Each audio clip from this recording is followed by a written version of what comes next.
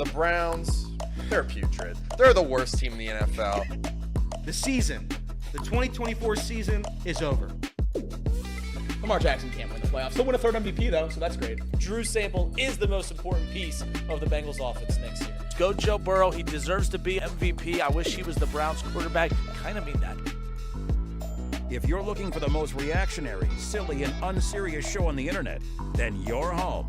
Live from Hamilton, Ohio, it's Off the Bench by Chatterbox Sports on 1410 ESPN Radio.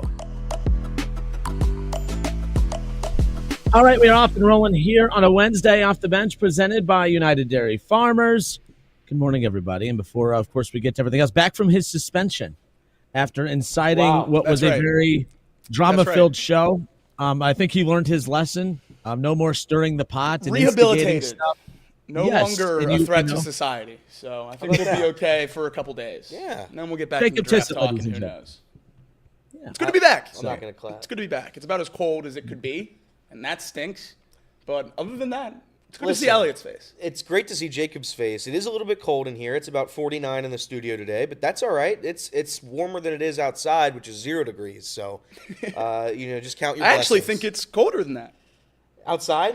It might be. It might be -1 out there. So, it's brutal. I'm not a complain guy. You know me. I've never complained, but it does seem to be a little bit chilly.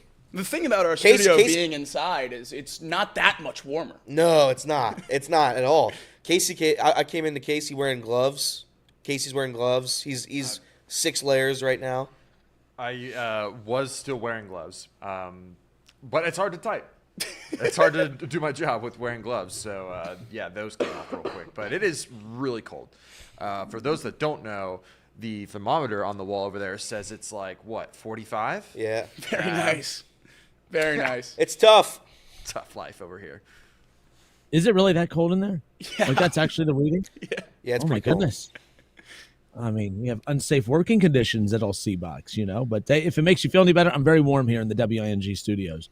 Congratulations. I take the jacket off. I'm starting to sweat. By the way, it's supposed to be a sweltering 18 degrees coming up later on today. So our weather report for you guys, presented by, we're working on it. So there you go. Okay. How about Very that? nice. How about that? Lot to get into today. I know, Jacob, first of all, you weren't here the day of the national championship game. You weren't here yesterday, the day after the national championship game. It was a 2-on-1 handicap match as Reed. It really wasn't a handicap match, right? But Reed is anti-Buckeyes. Elliott, not so much, but Reed anti-Buckeyes. And, it made for some. The chat didn't like Reed. I don't know how much of the show you saw yesterday. Reed would just say the SEC schools have to go out in the street and sell lemonade for their money, while the northern schools like Michigan and Ohio State, there's so many businesses and they get all their money for free and it's so easy. Well, I know the nice folks at T-Town Menswear, and I won't go into the weeds of things, but there's some nice men at T-Town Menswear in a suit store in the mall. Okay, all right. Well, we'll get to Jacob's apology because even though you got back, you weren't on the show yesterday. You were still working. I saw you put out an apology to Ryan Day. Had to. We'll get to that. Oh, yeah, absolutely. Had to. But we'll get to that in a moment. Look, I don't want to go. Look, we can't go 2 days in a row without headlines, and I'm wondering if Jacob remembered the prop today. We're about to find out if that's the case. But with that being said. 0 degrees outside. Of course it would freeze his lips off. It would. Elliot's headlines, ladies and gentlemen. Score updates, breaking news, local and national headlines. Whatever's going on in the world of sports, Elliot has you covered. Off the Bench brings you Elliot's headlines. Thank you. We'll start with college basketball. Do I talk about the Bearcats or no? What do you think, Casey? Should I do it? Yeah, go for it. The Bearcats, they lose again. Texas Tech, Red Raiders, 81-71. They come to Cincinnati and beat us. By the way, Wes Miller now 0-10, quad 1 games at home. Tough. At least all your players could walk all day yesterday. Yeah, I'll get into that. Okay. JT Toppin, he led all scorers with 20. So Texas Tech, good job. Jizzle led the way for the Bearcats, 17 points. Bearcats shot 51% from the field, 73% at the line. Hell yeah. Lost by 10. I don't know how it happens, but that's how it happened. Texas Tech, 12 for 31 from beyond the arc. Bearcats, 3 for 14. They play BYU at 10:30 on Saturday. It was absolutely disgusting, an abomination. And we'll talk more about it later, but I'm pretty disappointed. What a disaster of a season. 15th ranked Oregon. 15th ranked Oregon, they take care of Washington 82-71. UCLA, Mick Cronin, came back to beat 18th ranked Wisconsin last night at home to snap Wisconsin's 7-game winning streak. 22nd ranked Missouri, they lost on the road to Texas 61-53. Arizona State, they handed 23rd ranked West Virginia their first non-quad 1 loss of the season. 3rd ranked Iowa State, they dropped 108. That rhymed. En route to their 25-point win over UCF. Ohio State, not done yet. People forget they're a basketball school, too. They shocked 11th ranked Purdue on the road, 73-70. Jacobs Crimson Tide, also as I should have said Jacobs Ohio State Buckeyes and Jacobs Crimson Tide. 4th ranked Alabama, they scored 100+ for, Jacobs said, the 6th time this season in their 103-87 win over Vanderbilt. They're able to beat Vanderbilt in basketball, that's for sure. That's right. 6th ranked Tennessee, they take it to 14th ranked Mississippi State 68-56. And UConn, they hung on to beat Butler in overtime 80-78. Dan Hurley screamed at an official, quote, "Don't turn your back on me. I'm the #1 coach in college basketball." So, that's tough. Is that what he said? Quite a quote. Yeah, Is that what he said? No, I think You cleaned it up. Yeah. You cleaned it up. I think I cleaned it up a little bit. NBA, Jokic, he's recorded 4 straight triple-doubles. Last night, the Nuggets beat the 76ers by 35 points. It's always competitive in that league. 144-109. Knicks and the Nets, they square off, but the Knicks walk out with a 99-95 win. And this is interesting. Jacob brought this to my attention this morning. The Phoenix Suns on Tuesday traded their 2031 first-rounder. 2031 first-rounder to the Utah Jazz for 3 first-round picks. The trade triples the Suns' allotted first-round draft capital as the franchise pursues upgrades to its roster, such as Miami Heat star Jimmy Butler. Jimmy Butler has requested a trade from the Heat, and he is one of his preferred destinations is the Suns. So, good luck. just your classic So 1 some of that first-round comes- pick for 3 first-round picks trade. Doesn't make sense to me, but I guess there's Well, some value in it. It's so a lot of those picks that in that trade. I mean, some of those are the Cavs picks, correct? Yeah, Yeah, it's like wasn't that there's from 3 the- teams, and it's worst of the 3, and different setups with protections and everything like that. So some of those picks too, they're going to be late first round picks. So the value of those, they're viewed as first round picks. So they move on from those because the Cavs, look like they're trying to, dig their heels in for a couple year run here. So a lot of those picks aren't going to be very high first rounders. So getting rid of those to get a premium first round pick from 6 years from now doesn't make a whole lot of sense, but there is some logic to it. But I don't know if I would be a fan of it. But draft picks in the NBA, I don't think those are as valuable as what we talk about as much when we talk about the NFL and others. So who knows? The concept is just mind-blowing with how many picks some teams have. I saw a stat that the Thunder have 18 first-round picks in the next 7 years. That's insane. I don't know how all this happens. Obviously, there's a lot of movement year in and year out in the NBA, but it seems like there's just a lot of picks floating around. You don't even need to have your 2031 picks yet. Don't give them those picks this far out. Let's hold on to them and keep these teams with some level of consistency in draft orders. NHL Predators, they came back from 5-1 down. They win 75 and have now won 4 in a row. Good for them.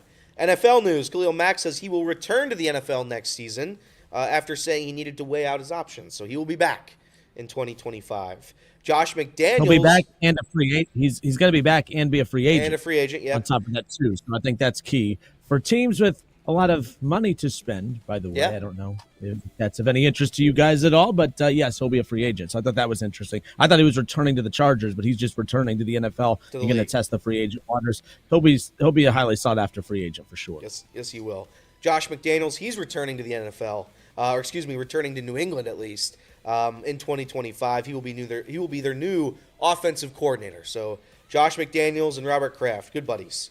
We talk about the Bengals a lot, especially with the defensive coordinator and opening and everything like that, about how they always go back to what's comfortable and like to hire guys that have been in the system and in the organization, have relationships with people in the front office. There's no one that does that more than the Patriots. They Yeah. just keep bringing back retreads that fail elsewhere, and I don't know how it's going to work without Bill Belichick. I mean, McDaniel's last stint in New England was terrible. And now you're bringing him in here to be the offensive mind for Mike Vrabel, who needs an elite offensive coordinator on that side of the ball with Drake May. I think it's a terrible hire, but it's about as Patriots as it gets. And I don't know if that's a good thing anymore. It's not. I don't know if it's a good thing anymore either. Moving on to baseball news. We mentioned it yesterday, but the Dodgers, they get their guy, finally.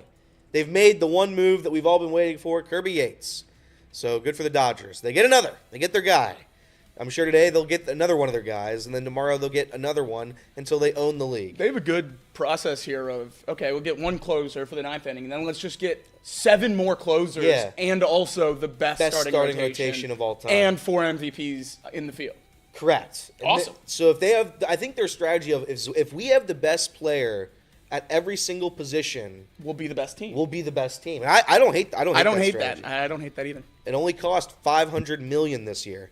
Major League Baseball, at least $500 million. Again, not done yet. Major League Baseball, other news, Ichiro Suzuki became the first Japanese-born player elected into the National Baseball Hall of Fame. 1 vote shy of unanimous selection. He got 393 out of 394 possible votes. He would have joined Mariano Rivera as the only unanimous selection ever, but he is joined by CC Sabathia and Billy Wagner this year. So congratulations to those 3. That one guy stinks.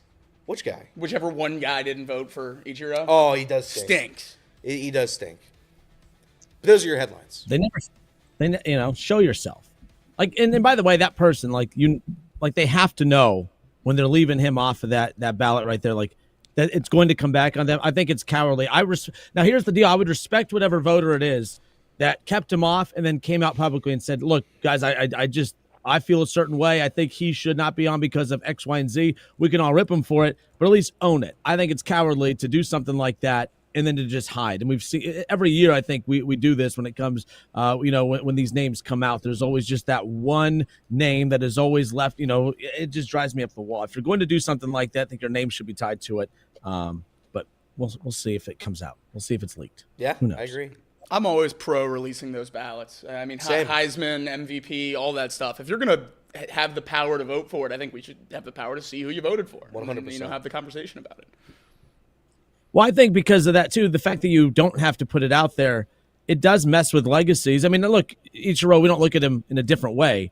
But, because of some guy being petty that doesn't have the guts to let it be known, but if this person had to let it be known, if everyone know that everyone's going to know who voted for whom, then I don't think you get these. I think I don't think you keep people off in that regards because of the potential backlash. But because of someone being petty and knowing that they can get away with it, it just drives me up the wall. I don't think there's a justifiable reason out there. I said I would respect if he came out with the reason, he or she, whoever this voter is. I can't see one. I can't think of one reason why you would keep him off as unanimous as far as that's concerned. But yeah. I mean, I think it's a joke, so whoever did that, be ashamed of yourself, probably. We do have more breaking news coming across now a minute ago. Buccaneers offensive coordinator Liam Cohen is removing his name from the Jaguars head coaching search. So he's going to stay in Tampa, get a significant raise, and all things are pointing towards him being the highest paid coordinator, or at least the highest paid offensive coordinator in the NFL. It was a good year for him with Baker. He was also the OC in LA under McVay when Baker had his 1 week, 2 week run there a couple of years ago. So a good relationship for that quarterback and coach.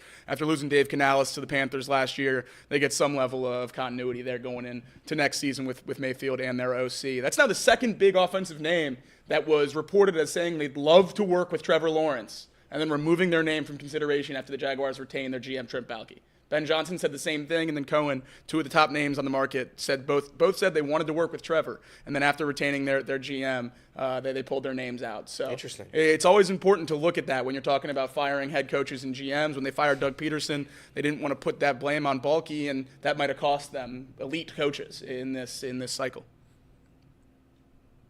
Yeah, the Raiders still have yet to name a coach. The Jaguars still have yet to name a coach. There's some, obviously coordinator positions that have yet to be filled that we're all keeping an eye on. It'll be interesting. I'm really curious to see who's going to end up landing that, Jaguars job too. We had Fitz on yesterday about the Raiders. Obviously when you look at Ben Johnson taking that Bears job, you start looking at some of the names that can go take that Raiders. They're looking for a big name to go in there. Pete Carroll, Jason Fitz said yesterday, Pete Carroll is the name that it seems like people are going to be leaning towards when it comes. Pete Carroll, I think, will be a great coach no matter where he ends up. I just think it matters what coordinators he gets to come with them. Quarterback. Yeah, the quarterback kind of matters too. in a division that has Patrick Mahomes and and everyone that's over there right now. The Broncos about to be going a little playoff run, I'm sure. So we'll see. But yeah, the Raiders' job sounds good, but it's not in that division especially. Should the Jaguars do a reverse Ted Lasso? They bring in a British soccer coach. They play enough games. That's what I'm saying. If we're going to be the London Jaguars, why not get the reverse Ted Lasso in here? Well, I don't know who the soccer coaches are, but we'll steal Tottenham's head coach. He'll come here. We'll send Trevor Lawrence. We can have him work out with this guy, and we'll see if we can build a dynasty. Would he work out soccer? Or yeah, it would be soccer. Yeah, it would be soccer drills. Okay, that's what I figured. It would be soccer drills. That'd be a pretty good plan. Yeah. By the way, isn't there another season coming out? Didn't they announce that they're coming back? No, I don't know. They did. They did say there would be another season eventually. I don't know when that will be, but there will be another season. Fair enough. All right, more Off the Bench, presented by United Dairy Farmers when we come back.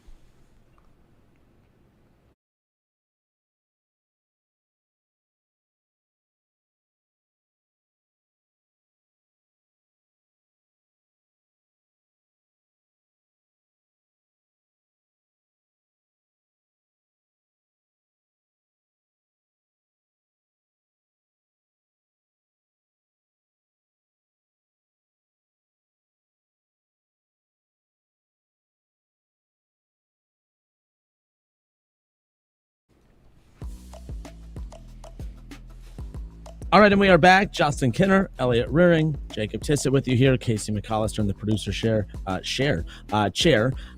you go. But shout out to Reed. Appreciate Reed filling in for Jacob during his suspension. A little couple day run. We appreciate Reed stepping in. Reed's the ultimate bullpen guy. He comes in and fills in for anyone that needs it.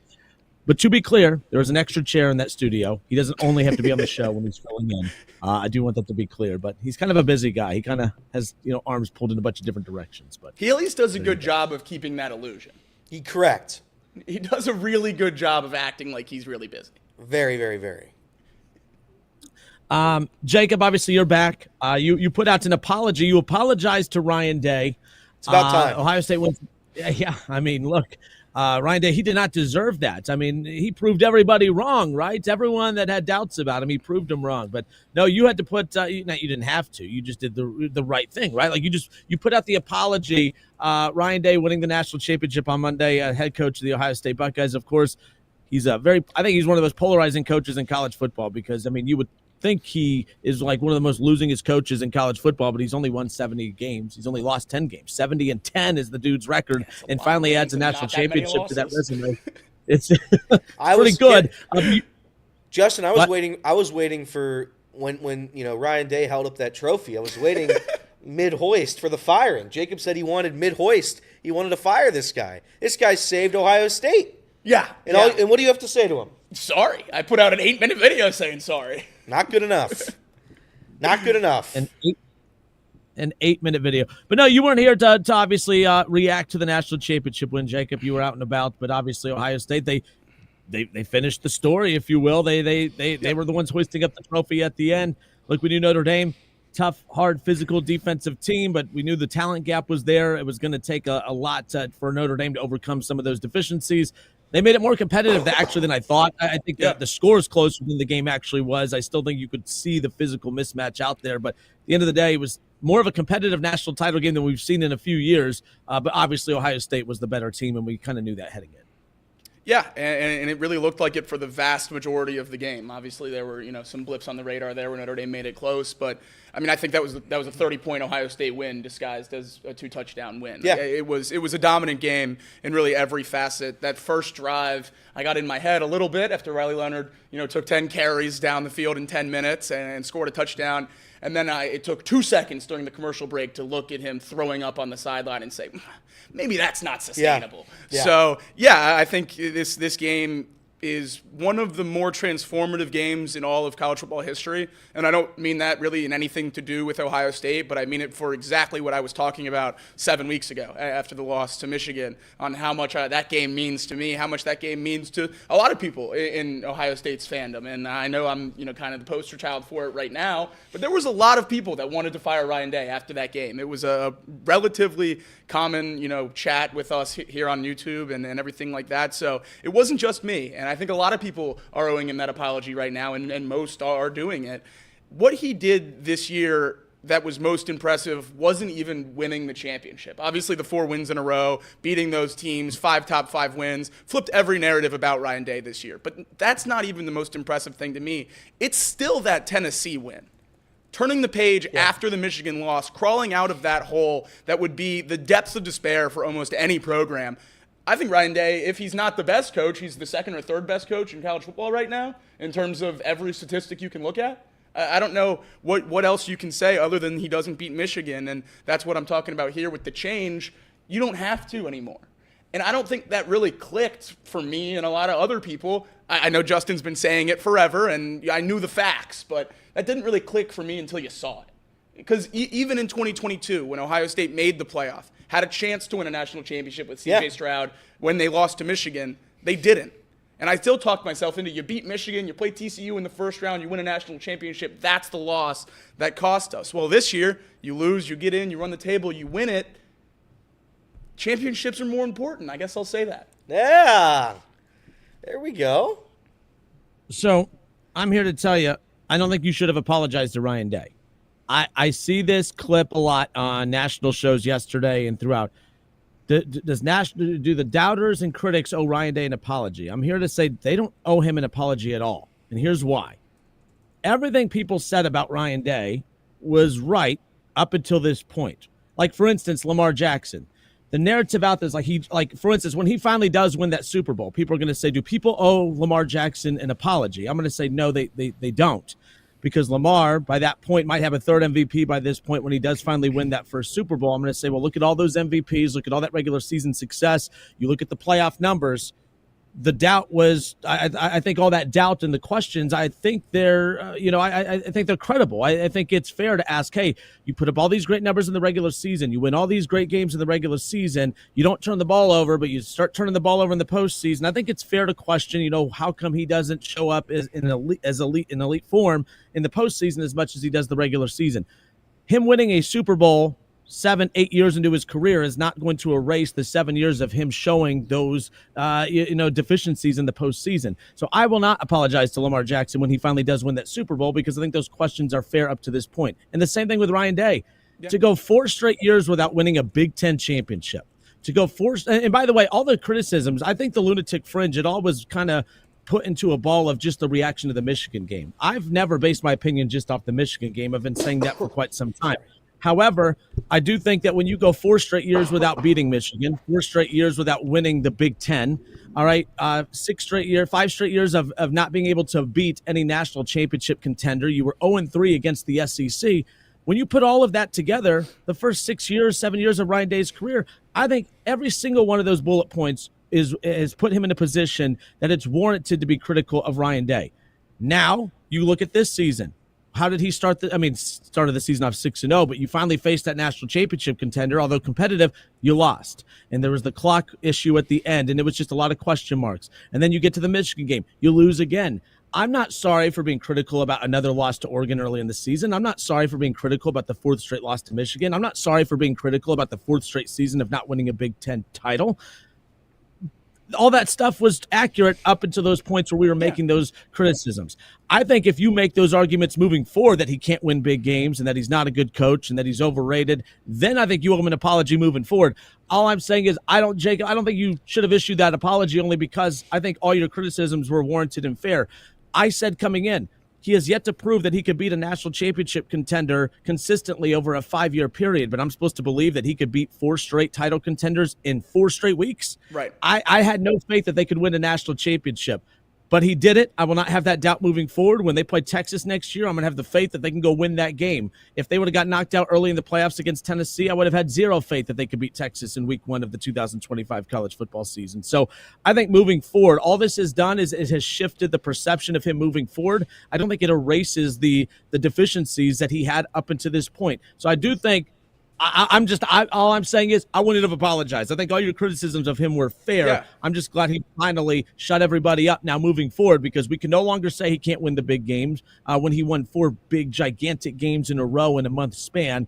And he's won a national championship. He's 70-10. Those are the talking points now moving forward for Ryan Day, in my opinion. Unless he loses in the last week of November next year. I'll be so back. But to be completely clear, I am not apologizing for the criticisms. I'm apologizing for that one final step to fire him, because it's plenty fair to criticize a coach and everything. When you're 66-8, you don't need to be fired. So that's what I'm apologizing for, is the calling for the job, not the criticisms. Because coming into this year, he was 2-5 against top 5 teams. That's flat out not good. When in most of those cases, you're the higher ranked team. I mean, I know top 5 teams are top 5 teams are top 5 teams, but Ohio State's supposed to be one of the best. And when you're consistently losing to those teams, there's a level of concern that you just don't have with a lot of these other top coaches. And I think this year, it's also important to recognize how young Ryan Day is. Yeah. He won a national championship in the same amount of years into his coaching career it took Kirby Smart to win his, 2 years before Nick Saban, and 8 years younger than Nick Saban.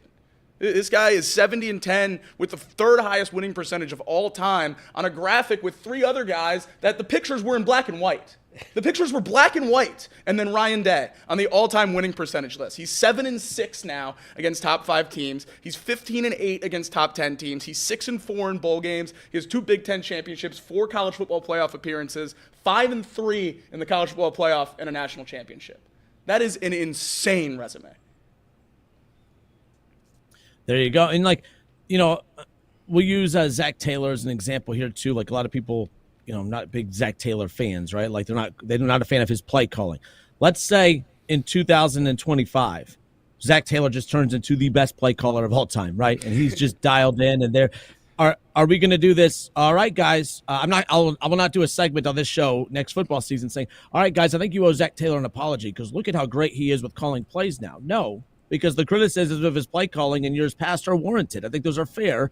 And just because you finally get something right doesn't mean that everyone was wrong for doubting you for the mistakes you made in the past. Everything is reactionary to the now. When we were critical of Ryan Day after every single season, there was a lot of failure in those seasons of not living up to expectations. Ohio State should never go 4 straight years without winning a Big Ten championship. And right. I know everyone will say, especially 4 straight years of losing to Michigan. But I think the most appalling thing of Ryan Day's run at Ohio State right now, it's the 4 straight years without a Big Ten title. I think that is horrendous. I think that is that to me, that should be the easy thing. You should never go for almost a half decade without winning that. But hey, they're national champions. People don't like Ohio State. I get that, but they're national champions. You can't criticize Ryan Day for at least the time being. But it will be interesting if you had the dynamic of a 5th straight loss, and I don't think that'll happen. But a 5th straight loss to Michigan, I really am curious. The mental battle that people are going to have with how they perceive Ryan Day. I already took the Bucks -4.5 in Ann Arbor next year.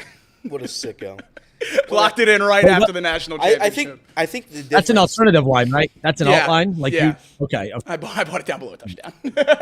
I think the difference, too, though, is there were a lot of Ohio State fans who discredited the record.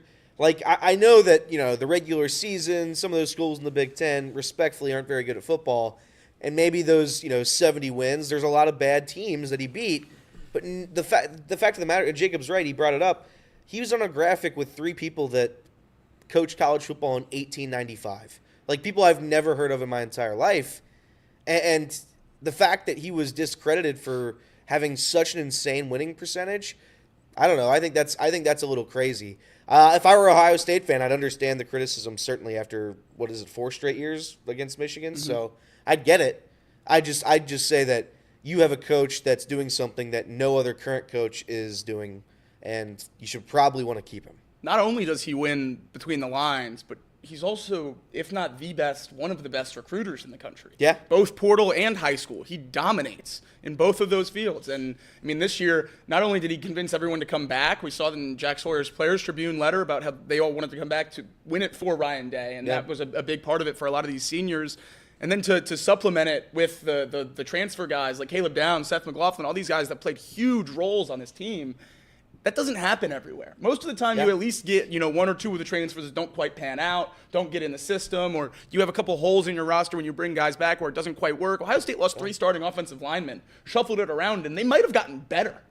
Like, I don't understand why it took the loss to Michigan to flip that switch. And I think that's why, I know that's why I was so angry. Because this team that we saw for the last 4 weeks is what I thought we were going to see for 15 weeks. Yeah. And we just didn't. We only saw it for 4. And that's something that's, in all honesty, as much as you can be kept up at night by a national championship season, that's what is that we were right. Buckeye fans were right the entire time. Yeah. This team is historically good on both sides of the ball, and they just didn't play like it until the end of the year. But when it mattered most, they did, and that's a huge credit to Ryan Day and the seniors on this team. Because a coaching leadership is absolutely important, and that's where Day deserves the most credit from me. But these seniors convincing the players to buy in, players-only meeting after that Michigan loss. Caleb Downs spoke to the team, a guy that's been there for a year. Getting all these guys to buy back in and go on this run, this class, the leaders and the coaches of this team, they're going to go down in Ohio State history forever. Yeah, one player I highlighted on the show yesterday, too, Emeka Egbuka is one of my all-time favorite Buckeyes because the guy just continued. Like, there was a clip after the game, an emotional clip of him and Ryan Day kind of embracing after the championship. I mean, Egbuka's just in tears. Egbuka has been one of the most consistent, dominant Buckeyes for years now, but he's always been overshadowed by, we talk about, all the great wide receivers that have played at Ohio State. Jackson Smith and Jigba just getting all the attention during his run. And then he leaves, and then it goes right to Marvin Harrison Jr., who dominated all the attention, as he should. Marvin Harrison Jr. goes to the NFL. Emeka Egbuka is the senior wide receiver. We think, okay, this is going to be the year that it's all about him. And then he gets overshadowed, and not in a bad way, but he gets overshadowed because all the attention is on probably the best wide receiver in football, who happens to be a true freshman and 18 years old, in Jeremiah Smith. The guy just continued to be the consistent, dominant force in the shadows of other great wide receivers around him who were flashier and had, just had more of the attention on them. Emeka Egbuka, we talked about it with Fitzy yesterday, but just talking about the fact that, hey, he is going to shoot up the draft board. He's going to put a lot of people on notice when he gets to those combine workouts. Emeka Egbuka is going to be a dominant pass catcher in the NFL, but I was happy for him to close out a career where he's constantly been playing in the shadows of all these great wide receivers, but he ends his career with the national championship. I think that's pretty cool. No question about it. It's great. He's one of the best guys, exactly one of those leaders that I was just talking about on this team, one of those guys that came back for that one more season and got the job done, so emotional on the field after the game, and it was just great to see. It is crazy that he was never the wide receiver 1, and in most years, he wasn't even the wide receiver 2. I mean, this year he certainly was, but even Carnell Tate with over 700 yards, that's not a standard wide receiver room. To be the all-time leader in yards and catches at Ohio State, going through this run of Ohio State wide receivers is unbelievable. But the only other thing that I saw statistically from that Ohio State wide receiver room that I wanted to point out wasn't even an Ohio State stat. Jeremiah Smith with an incredible freshman year, tore it up, 15 touchdowns, which is the same amount of touchdowns as Julio Jones had in his college career, which I thought was unique. But he finished second on the yards and touchdowns list for freshman wide receivers in college football history. Michael Crabtree's freshman year at Texas Tech was insane. He had 1,900 yards and 22 touchdowns as a true freshman at Texas Tech. That's 600 more yards and 7 more touchdowns than Jeremiah Smith. That's insane. That's insane. I just saw that comparison, and I had to point it out because that is nuts. All right, we won't spend all show on college football, but one more college football conversation to have, and then we'll move over to the NFL. Al Golden and the Cincinnati Bengals. We'll talk about the Cincinnati Reds, Buster Olney, and Hembo on their baseball podcast that talked about the Reds being a potential sleeper team in 2025. We'll get to all of that coming up. But when we come back, last college football conversation. The 12-team college football playoff, it's officially, the first year is officially in the books. How would you grade it? What grade would you give the 12-team college football playoff? We'll talk about that to close out college football talk when we come back.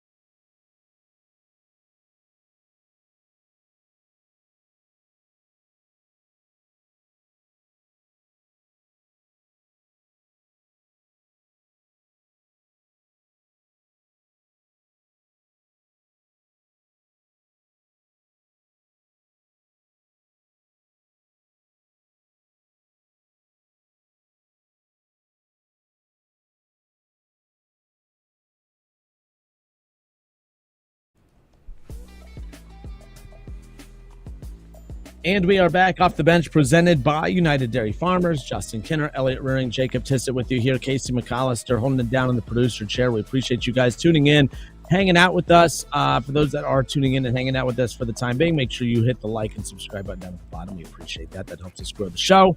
We'll get into the Bengals coming up in a moment. Al Golden, I think right now all signs look, it was announced yesterday that, he's going to be getting an interview with the Bengals. I think we talked about this with Jay Morrison last Friday. Al Golden's the favorite to land this job. But what takeaways do we have of what his defense looked like Monday night against Ohio State? Does that change your perception of him at all? We'll get to that coming up here shortly. But college football playoffs, 12-team playoff. We talked about this for years, how they needed to expand from 4. Some said it needed to go to 6 to 8. 12 was too many. But after watching the 12-team playoff develop and be put together, obviously some deficiencies and flaws in the format, of course, but overall, we've seen all the games. We went through all the hype, and we saw a champion be crowned. What grade would you give the 12-team college football playoff now that we've seen the first inaugural season in the books? Yeah, I think it gets a solid B- for me. It's never going to be perfect in college football, just because of the talent disparity. The best of the best is so much better than that next category, which is the very good. It's not even remotely close. Ohio State was the best of the best, especially on paper, heading into this playoff, and they just absolutely destroyed everybody they played. Absolutely destroyed. I know the Texas game was close. It was one, fumble 6 away from probably being a game there. And Notre Dame fought a little bit, but they were the best team, and they had a pretty much dominating run to a national championship. Saying that, I thought, and I still believe, even though they were all blowouts pretty much, I still think having home playoff games is very, very cool. It's great for the fan base. It's cool to see on TV. The only issue I have is it should probably be brought down to 8. I think 12 is too many, like you said. If it was 8 teams, I really do believe this would have been a very, very good year, because the Final Four was fantastic. Yeah. The Final Four this year was fantastic, and those wouldn't have been the Final Four teams had it been the Final Four of the 4-team playoff. So that's the part of it where I think you do need 8. I think 8's a good metric for this system, because you got to see Ohio State, who would not have made it, win a national championship, and it was pretty evident that they were the best. I'm a Buckeye fan. I'm obviously happy they won. I'll ask you this question as not an Ohio State fan. Sure. What's the better storyline for college football? Ohio State going all in for a national championship, losing to Michigan, but getting into the 12-team playoff and whipping off a historic run? Or going all in for a national championship and losing 13-10 to your rival and your season ending right there? What's the better storyline? I think the national championship. I think those regular season games mattering is part of what made college football so great, and this 12-team playoff made those losses no longer matter. But I do think also, and they would have gotten in still, but had it been an 8-team instead of a 12-team, there's still drama on whether or not Ohio State gets in. Yeah. And you have conversations. No question about it. They were 8, so you're absolutely right. So that game does matter, per se, in that format. You are right in this format where a 12-team, it was pretty clear that Ohio State was always going to be in this playoff, no matter who they lost to. Assuming, it wasn't outrageous. They lost to Oregon by, a point. And then they lost to Michigan. But I don't know. I enjoyed it as somebody who's not the biggest college football guy in the world. I thought it was fun for the most part, especially down the stretch. The one gripe I would have, obviously we've talked about the seeding for pretty extensively, about how that's a major issue in this playoff. Not taking anything away from Notre Dame. They don't deserve it talk is nonsense. They won 3 playoff games to get here against ranked teams. They absolutely deserved to be in Atlanta on Monday night. I can't look at this bracket and see that they're a top 4 team. Ohio State, Oregon, Texas, I think, are the 3 best teams in the country. Yeah. And they were all on the same side of the bracket. We have to figure out how to fix that. Yeah. We have to figure out how to fix that. It's deeper than just the seeding, because I think the 3 best teams in college football played each other before the championship this year, and I think that's a problem. But I do think it worked well. I think the Final Four saved the playoff. I think if you would have asked for grades after the first round, they would have been D's. After the second round, it probably would have been C's. And then most people are probably going to be B plus, maybe even a low A for a lot of people after these last couple of games. I do think something that is underrated about the Final Four that made it a lot better is the brands in it. You get a 12-team playoff, there's always the chance that an Arizona State, even a Clemson that they've won, SMU, Indiana, one of these teams gets to the Final Four, that would have tanked things. The fact that you have Penn State versus Notre Dame and Texas versus Ohio State, and then Ohio State and Notre Dame in the national championship, historic uniform matchups and pictures and everything like that, that'll be remembered forever, which I think really will elevate this first playoff historically when we're looking back on it. Yeah. The one biggest change I would make to the playoff is obviously I don't like the auto buys right away for the 4 best conference champions. And this sounds like a little tweak, but I think it'd actually go a long way in fixing a lot of the issues we saw. I think the committee gets backed into corners when you rank teams a certain way the entire time, and then when it comes to the final poll, well, you can't move them because based on the first 4 polls, you had them here. Now, why? I would eliminate releasing them. I know they won't because the drama and the rankings release show that they do every week that leads to ratings and everything else.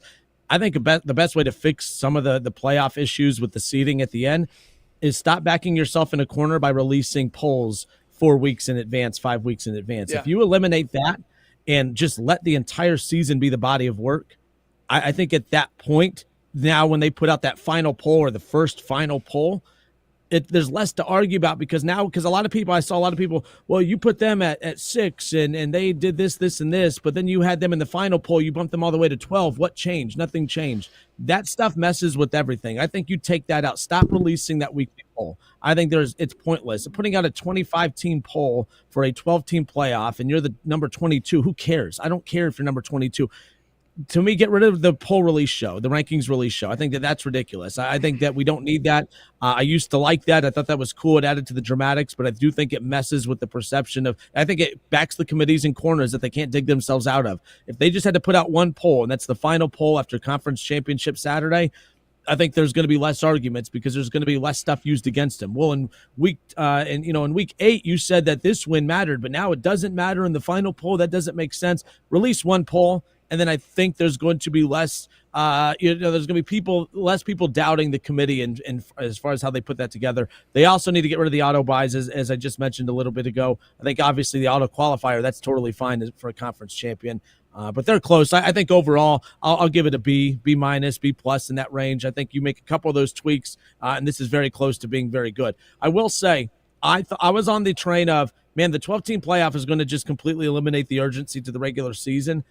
And it kind of did, but kind of didn't. What it did is it added a different kind of urgency to the regular season. It added a different meaning to the regular season.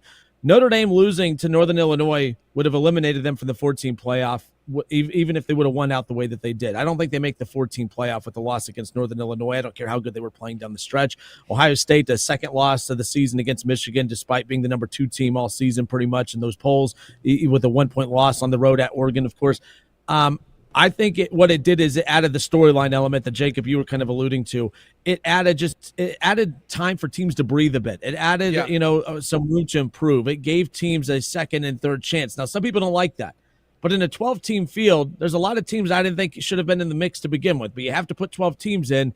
And I just think it added a different kind of meaning to the regular season. It gave teams a little bit more flexibility to get better. The one thing I guess I didn't like about the 4 team that I didn't think about, these teams are supposed to be final products in September, and now you don't have to be. And I think that adds a little intrigue to it. It adds a little excitement to it. Notre Dame, people counted out at the beginning. Ohio State, they lost to Oregon. I didn't count them out from getting to the playoff, but I was like, yeah, they're not winning a national championship. Letting teams breathe and get better and build throughout the season, I think, is huge. That's why I give it a B minus, B plus. I think overall it all complemented one another perfectly with some tweaks that still need to be added. It's the NFL now. You care about who holds the trophy at the end, and you don't care about what happened until they get there. I mean, if the Chiefs win a championship, no one's going to care about the one loss. No one's going to care about who they lost to in the regular season. They care about who won the Super Bowl, and that's college football now. And it's going to take me a while to get used to that. But by Ohio State losing to their rival in year 1 and then winning the championship, it's going to speed that process along a little bit. That's gonna fast forward through the learning phase. One other thing that came out over the weekend that is possibly a major college football shift because of this playoff, the ACC is looking to revamp their conference championship game. I don't know if you saw this. I did not. The champion of their regular season would be given a bye. And the conference championship would be played between the second and third place team in the ACC, thereby almost guaranteeing 2 playoff teams. Wait, what? If they do away with the buys for conference champions, Okay. the winner of the regular season would not play in the ACC championship game based on the proposed format. It would be between the second place and third place teams to try to get those second and third place teams another ranked win, boost their playoff resume, not hurt the conference champion like they almost did this year to SMU, and all but assure yourself 2 playoff teams. That's wild. I think that's something we're going to see everywhere. And if they can't get away with these conference championship games, they're going to try to do away with them as a whole. But I think sponsorships and TV deals and stuff are going to make that very difficult. Teams are going to find a way to get their regular season champion out of that game. Because we saw it this year with SMU. They almost missed the playoff because they played an extra game. Yeah. That can't happen. So I think these schools are going to try to protect themselves as much as possible. The ACC, the first ones to propose something like that. Yeah, like you only get 12 teams in, and a lot of the resumes towards the back end are so tight, and sometimes that can hurt or help you. It's like kind of like college basketball. I mean, do you care about who wins the Big Ten tournament, the Big Ten championship? I don't. I don't care who wins the ACC championship and the SEC. Like the SEC is the best conference in college basketball this year. I mean, just dominating, right? Like they're going to get so many teams in the NCAA tournament. Like I don't think anybody cares about who wins the SEC tournament when it's all said and done.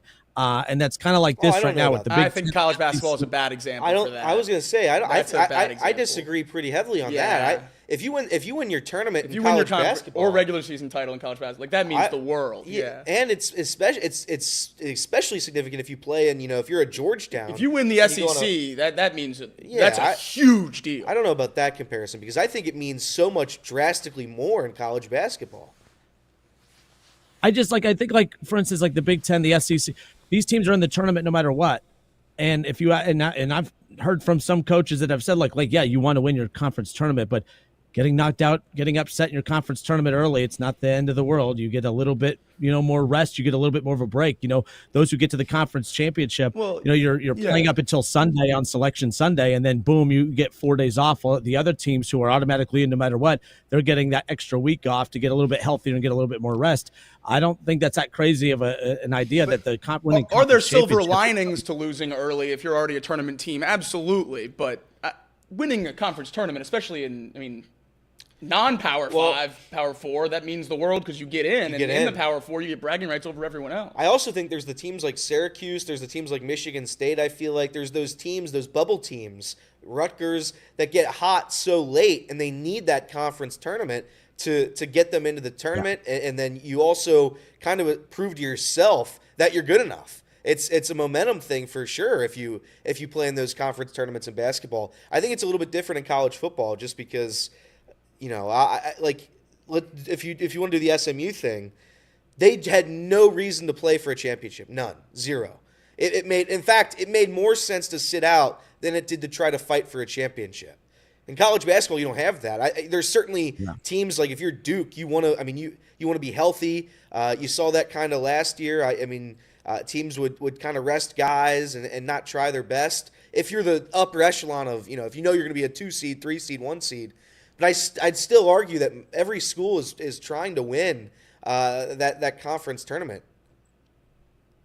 Oh, no, and look, are trying to win, yes. But I don't think that they're losing sleep at the end of the night if they don't win the tournament at the end of the day because it's about getting to the NCAA tournament. But to your point, you're like, for instance, Ohio State basketball, they get off to a hot start November, December, and then they just crumble when they get to Big Ten play, and then they have to rely on getting hot at the always that fringe bubble team that have to rely on going on a run in the Big Ten tournament to get into the first 4 or something along those lines. Yes, that stuff matters more, but like when we're talking about conference tournaments mattering more for the teams who were kind of average throughout the regular season to find a way to get into the tournament, I don't think that's the intention of what conference tournaments were for. It's about crowning a champion. I don't think those upper echelon teams who are competing for national championships necessarily care as much about those. Not nearly as much as college football with winning conference championships. I think it matters more in college football than basketball. But either way, we'll obviously get more into that as we get closer to conference championship weekend when that gets here for basketball. My favorite days of the year are the first 4 days of March Madness, but the conference championship, the conference championship week's pretty damn close just because of how fun that basketball is. Yeah. I think, who was it last year? Virginia. Who went? It was NC State. Sorry, Yeah, NC State. DJ Burns. It was like that run. That run is so cool and so awesome that I absolutely care about who wins the ACC in that case, because that changed a season. That whole tournament changed a season for a program, and I understand kind of not liking that, because it's like you didn't play well enough during the regular season and you're banking on this magical run. But the magical run is why we watch college basketball. Why it's so much fun. It's just because literally anything can happen at any given moment, and if you're not ready to play, like the Big East, Georgetown goes out and somehow wins that conference several years ago. Nobody thought that was possible. It's just if you're not ready to play in college basketball any given day, you're going to lose. There's always that chance. No, but NC State, were they the best team in the ACC last year? No, of course not. Of course they were not. But that's what makes it so great. And that's the point of yeah. But the point of the conference championship is to get the best team. But like it creates the drama and the storylines. Look, they went on and they won a couple tournament games. They obviously, knocked out, Oakland out of the Horizon League. That's who ended up, they beat, Oakland to knock them out, and they went on that run. And what was that big guy's name anyways? I forget his name. DJ Burns. DJ Burns. So he was he turned into a storied figure in the tournament. So nonetheless, but either way. All right, Off the Bench, presented by United Dairy Farmers, Chatterbox Sports on YouTube, ESPN 1410 Wing AM in Dayton. How long before Al Golden is named the defensive coordinator for the Cincinnati Bengals? We'll discuss when we come back.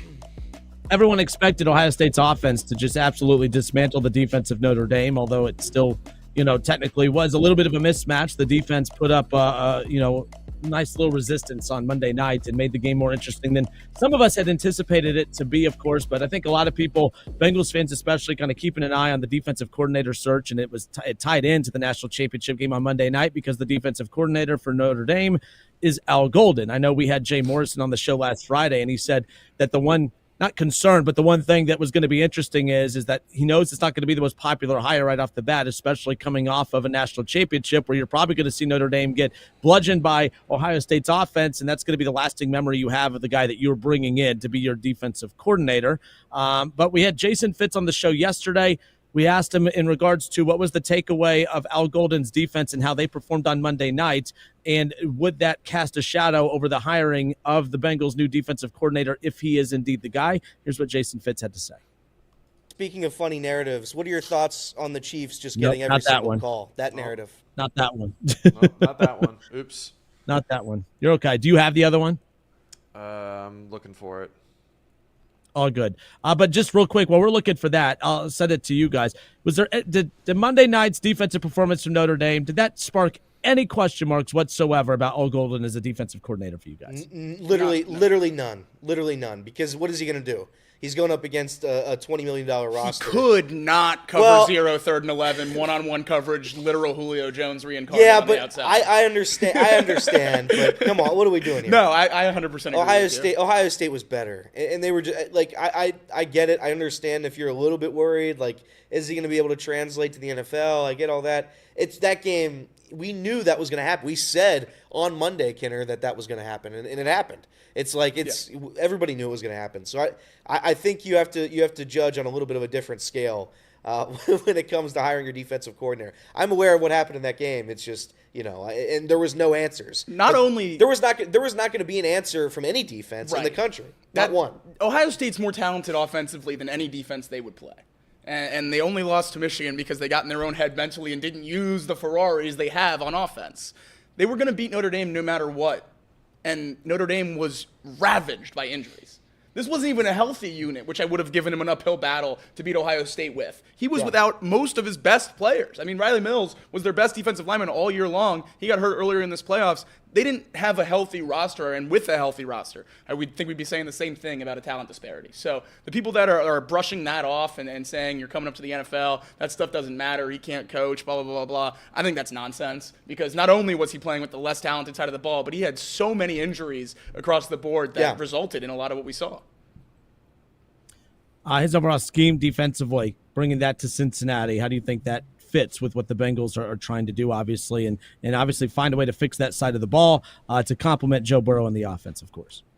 Yeah, I think you have to change things. I don't think college schemes necessarily work in the NFL just on a general basis, but with his experience in the NFL and in Cincinnati, and there were reports when he was on Lou's staff here that he handled a lot of short yardage and third down play calls for the defense. Yeah. So he knows how to do that in the NFL and at an NFL level. He's very exotic with his blitzes. He's very aggressive. A lot of similarities to Lou, which I think you can expect when you have a guy who goes through his tree and goes on to coach his own defense in college. So I think we can expect to see a lot of similarities, but just from a straight nuts and bolts perspective, when you're watching Notre Dame, there's going to be changes in terms of alignment. That's just how it works when you go from college to the NFL. Jason Fitz, I think we got that clip lined up now when we asked about any takeaways from the national title game. Would there be any concerns regarding what we saw Monday night and how that would tie into the perception of the hiring of Al Golden, if it happens, and wink, wink, when it happens, to become the Bengals' new defensive coordinator? Here's the clip from yesterday's show. Al Golden is a name that Bengals fans are keeping an eye on. I know we talked with you last week about a couple of the DC options, for the Bengals. Al Golden's one that's being linked, or is basically the favorite to get this Bengals job when it's all said and done.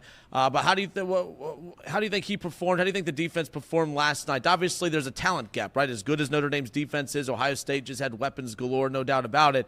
But how do you think Notre Dame performed defensively last night, knowing that that's the identity of their team and that was going to give them their best chance of winning last night? Do you think that they did everything that they could to put them in the best position to win that football game? I think if I was interviewing Golden, I would ask why my players were so confused.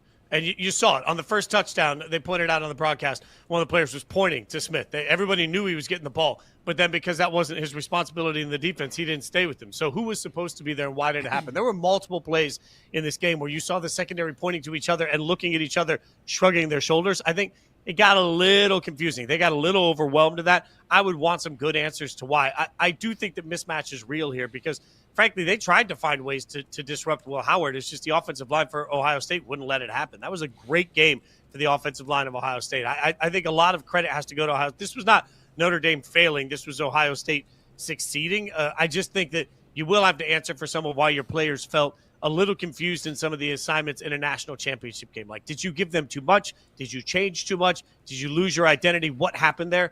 But still, you can't make one game the ultimate test of a coach. I think if you look at the work of that Notre Dame defense over the course of the entire year, they were spectacular, even through injuries that you wouldn't want on any team. So I think he's an incredibly deserving candidate to be a great defensive coordinator. Yeah, obviously, Jacob, you were on yesterday's show, but basically touching on a lot of the stuff that you did, but just highlighting just some of the stuff right off the bat, just some of the confusion on the defensive end. Yeah. But as you said, like, those would be things definitely ask and try to get, more answers on, is how is the defense that confused in the biggest game of the season, especially so early in that game, but also alluding to what you mentioned, talking about the injuries, just talking about the things that they had to battle through. When you're dealing with all of that and having to go up against a juggernaut like Ohio State, it's going to be tough to come out looking as buttoned up and sharp as what many people expected them to. Absolutely. The point Fitz raises there is definitely a level of concern with the confusion, because that doesn't matter with talent. Yeah. If you get beat and you're lined up right and you're doing your job, that's one thing, but the confusion is definitely a level of concern. But maybe I am biased in this sense, but I also think Ohio State called a pretty damn good game. I mean, that play that we're talking about there with the corner jumping up and down on Jeremiah Smith, that was a return motion bubble screen that Ohio State hasn't run ever. It's a play Alabama ran against Ohio State 4 years ago that they've just, I guess, had in their back pocket until they ever get to a national championship. So I don't know how much of that is on Al Golden. I think Ohio State put Notre Dame's defense in a lot of opportunities where they were going to be confused. I just think that's the offense Ohio State runs and how it works, and they executed it to near perfection for 4 weeks, and that's why they're national champions. I said Al Golden's name every show we did the entire week after we fired Lou, because this always felt like the Bengals move. This felt like the Bengals hire. You don't take the big swing at the Robert Saleh or the Eberflus or the Brandon Staley. You don't do the 1-year rental with those guys, because if it works, they go do and be a head coach. The Bengals care about continuity in the coaching staff in the locker room. Al Golden's going to give you that. Best case scenario, we're a top 10 defense for the next 3 years, and then he's getting head coaching interviews? Yeah. Wonderful. Love that. That still gives us 3 years with a defensive coordinator here to run this thing, maybe 2 if we're the best defense in the league. I don't know, but I think a lot of those other big names that we talked about throughout this whole process were in a perfect situation, 1-year rentals. And though a lot of us love those names, I don't think Mike Brown and the ownership or even Zach Taylor loved that idea nearly as much as a longer runway with a guy like Golden, who has some organizational familiarity. Yeah, and you mentioned Lou Anarumo. I don't think we mentioned this on yesterday's show, but recently announced he's now the defensive coordinator for the Indianapolis Colts. Yep. Not a surprise there, as one of the first teams he interviewed with right off the bat. How do you think Lou Anarumo fits in with the Colts as they look to turn their defense around? I think Lou's a good DC. I think it's always about who he has with him, what kind of dogs he has in his barn to see how good his defense will be. The Colts don't have a ton of talent on defense. I would say they have some good pieces, but obviously a way to go roster construction-wise there, and I think that'll be dependent on how Lou does. I think the Colts are in a very, very weird spot that doesn't make a whole lot of sense to me from Lou's side if the league-wide interest was as high as it seemed, interviewing with Atlanta and a couple other places as well as Indianapolis. I don't know. Happy he got a job quickly, because he always, seems like a good guy, loved in the locker room, loved in the city. So that's definitely a positive. But yeah, I don't know. I think there's a lot of other things that'll be the problems for the Colts if they're not good this year than Lou Anarumo. But what would those problems be? I don't know. Maybe your coach benching your quarterback after 10 starts. What about the quarterback completing 22% of his passes? I think that's an exaggeration. So, and you talked about the head coach too. I mean, could it be he took a DC position with the team that he sees a path to becoming a head coach of? When you look at some of the others, I mean, the Colts fail offensively again next year. He could find himself in an interim head coach situation, or is possibly the next head coach of the Colts. I don't know if they think that far ahead, but maybe there's a path there, if he does turn the defense around. The Colts, though, they got some holes to fill, obviously, but they got that filled there. Last thing on the way out, Al Golden. When are we getting this? When do you think this is going to be announced? I know you guys talked during the break. When do you think the Bengals officially announce him as the DC? Timeline-wise, it makes sense that we haven't heard much until the last couple days, because obviously coaching Notre Dame, leading them to a national championship, I applaud Al Golden for keeping it buttoned up and focusing on those guys and that run as much as you can, at least publicly. But I would expect, as much as we've seen stuff starting to pour out since that game ended, I would expect it to continue. I think, as Albert Bree reported last night, we're going to get an interview with Al Golden officially within the next 48 hours. That's today and tomorrow. And then I would expect them to hire him on Friday, unless there's some kind of shock that happens in that interview or the process before then. I would be pretty taken aback if Al Golden is not the Bengals defensive coordinator in 2025, based on how this offseason has gone so far and the lack of other interviews, I guess I'd say. Is that's the biggest thing. Is we interviewed Patrick Graham and Covington from New England right as soon as we fired Lou, and that was really it. There was no other concrete connections for the Bengals' 2 defensive coordinators on the market other than those 2. And then obviously there was some Eberflus bubble ups going on, but even all that was a little bit, felt like reaches more often than not. And then Al Golden, obviously, over the last week or so has poured it on and been pretty heavily connected to that job. And I would be shocked if he didn't get it. I would expect by the end of the week.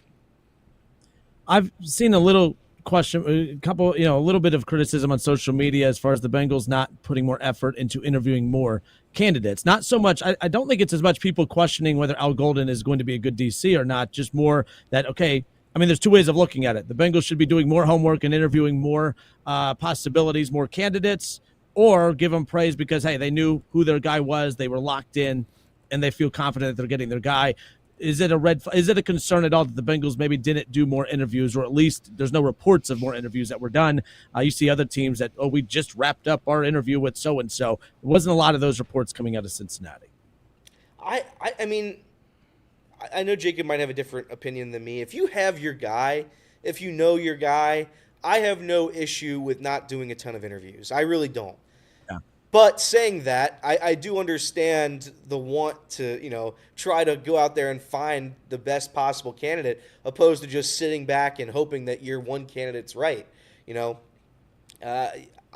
I don't have an issue with it as long as this is the guy, right? I mean, if somebody else came in and scooped him up, then we would have a little bit of a different conversation. But I don't think that's going to happen. I think he's going to be the defensive coordinator of the Bengals. I absolutely agree with you, by the way. I just don't necessarily know how much I believe in the Bengals' ability to pick the guy. Well, that's fair. So I would have liked them to interview more, make sure they found their golden boy, but maybe they did. And that would absolutely rock if he's as good as a lot of people say he was going to be. It is kind of crazy how the narrative turns when he's linked to the Bengals, though. All season for college football, it's Al Golden's the best defensive coordinator in college football. He's going to get a massive raise this offseason. Notre Dame has it awesome. What a great set of coordinators with Mike Denbrock on offense and Golden on defense, and then boom, they lose the national championship. Al Golden's coming to the Cincinnati Bengals more than likely, and all of a sudden he doesn't know how to call anything, and they only played a terrible schedule, and they don't deserve to be in the championship, and he confused his defense to a point where they lost and all that stuff. It's just fun to see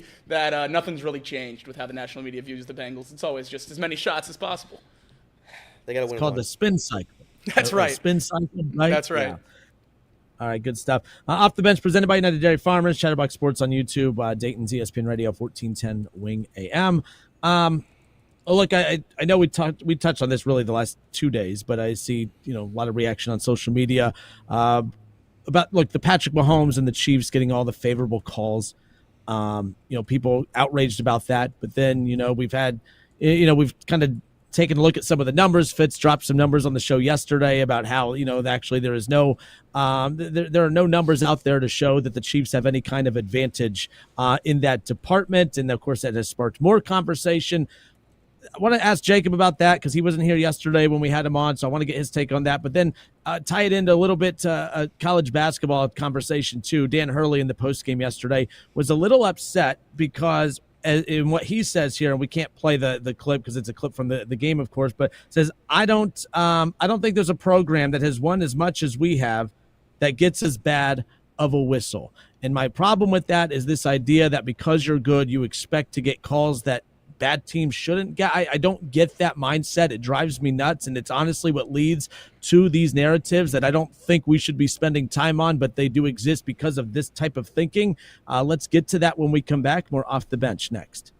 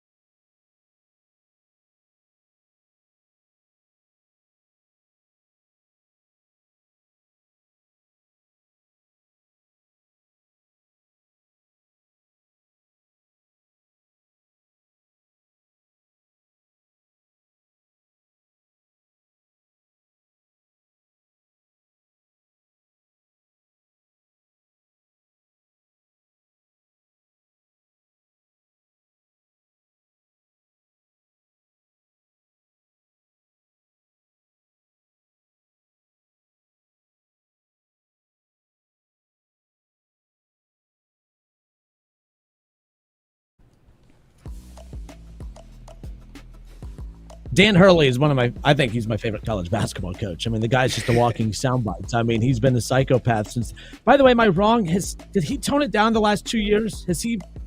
He's been extra this year, right? Like, I don't think that's a hot take. Or has he been this fiery the last 2 years? I know throughout his coaching career, he's been a hothead, no doubt about it, but I don't recall him being this fiery the last 2 years. Obviously, back-to-back national championships, of course.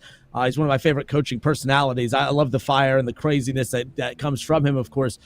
But the guy's lost it, right? Like, is he a little bit more off his rocker this season than in seasons past? I think what's happened is they started losing games, and it's like Fair. we have to go out and play in Maui. Well, we're not going to play in tournaments anymore. I Dan Hurley's a character. He's always been a character. He'll always be a character. His takes on college basketball are nonsense. The fact that every referee in the entire sport is out to get him, what a loser take. I mean, classic Bengals fan, right? It is a classic Bengals fan. It's just, don't play this sport if you're going to be so concerned about officiating. We know officiating in college basketball is not the greatest. It's collegiate sports. That's what this is. And if we're going to keep having issues with every little thing a referee does on the court, then we're going to have – there's 360-something teams in college basketball. Yeah. What do you want out here? What do you want? There's just not that many referees, and there's not that many great referees to coach these kids – or not to coach, but to officiate these kids. So Dan Hurley's got to just have his team play better. That's what he's got to do. And then maybe they'll get a call. Yeah, that's true. A lot of these yeah, it's terrible look. A lot of these outbursts are coming after losses. You know, I would respect it more if you're coming off of a win and then you have a fiery take. But it can't just be throwing a temper tantrum every time you lose a game, as far as that goes. My problem is, I know I touched on it before, you know, taking that pause real quick, but like when he says, I don't think there's another program that's won as much as we have won and then gets as bad of a whistle. I don't like that mindset, because what you're saying, like, if you think the call's bad, the call's just bad. I think there's, you know, good calls, bad calls, missed calls, missed calls are inexcusable. You know, they need to get that right. I just like, for us to ever have fair conversations about good and bad officiating, there has to be a standard line of officiating that everyone is called in the same regards. And we like to think, or you would like to think, that that exists. But I lean into that. But then I hear stuff like this, and I'm like, these coaches, these teams truly believe that because we're good, because we've won back-to-back national championships, the Chiefs, back-to-back Super Bowls, because we've done that, we deserve those calls. I think that's a problem, and I think you know, college basketball, the NFL, NBA, anything, you should be telling your coaches to shut up and stop saying things like that, because that does sound bad. So if you hadn't won the back-to-back national championships the last 2 years, you're saying you don't deserve calls? Teams that don't win championships don't deserve calls. Officiating should be officiating down the middle, and it's very tough to do because there's a lot of human error that's involved in there.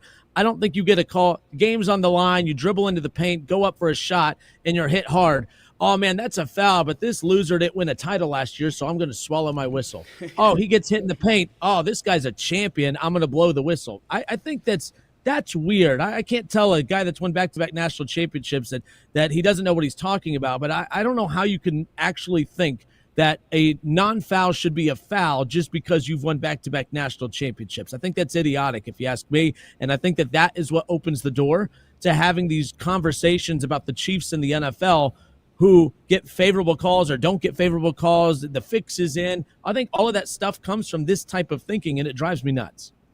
I just don't understand, if you're so concerned about officiating, then just don't show up. I mean, it's if you're worried also, that don't cuss them out every game. Maybe they won't give you calls. I mean, Dan Hurley makes it a point to bash referees every single time, at every single moment. At every single moment, Dan Hurley does that. At every press conference, at every game, he makes it a spectacle about how bad officiating is, and he wonders why officials don't like him. Who is the ref, Kinner, in the NBA that got caught for betting? Tim Donahue, I think. Donahue said in that, I don't know if you ever watched that Netflix documentary on him, but he said, like, referees obviously talk to one another.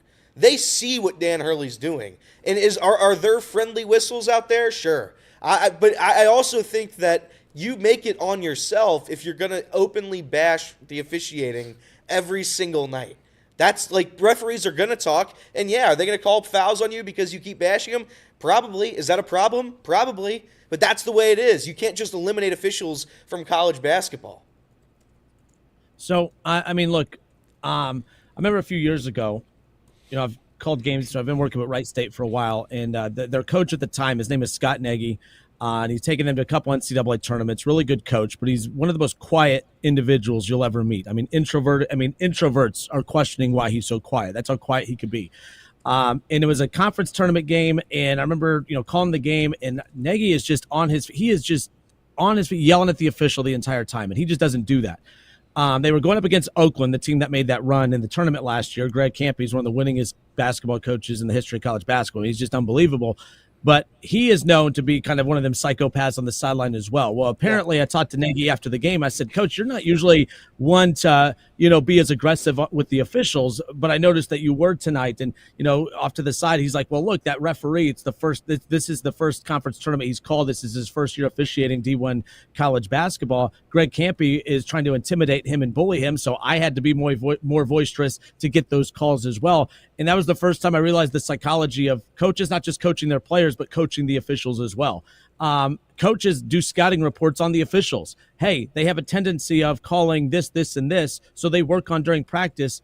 Make sure you're not doing this, and this. It's all about being prepared. I'm not saying Hurley's not doing that, but acting surprised that berating an official is not going to get you what you want, or acting surprised that throwing a tantrum is not going to get you what you want. That's wild to me. He's too experienced of a head coach to be acting like that on the sideline every single night. Doesn't make sense. It's silly. It's absolutely silly.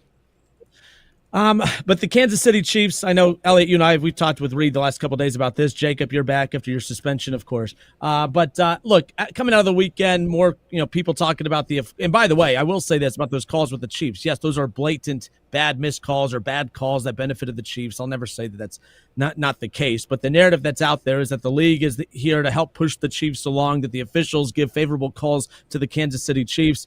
We had Fitz on yesterday. Elliot asked him about the narrative of the officials and the Kansas City Chiefs. Here's what Fitz had to say.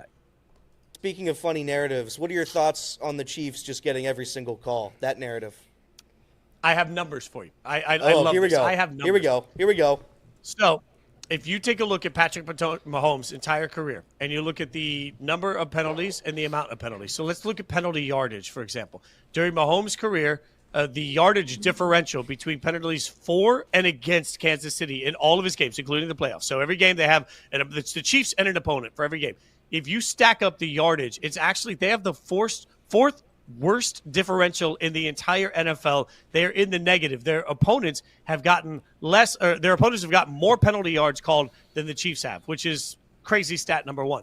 But if you want to look at it and say, well, it's about the key penalties, it's about conversions. The AP pointed this out.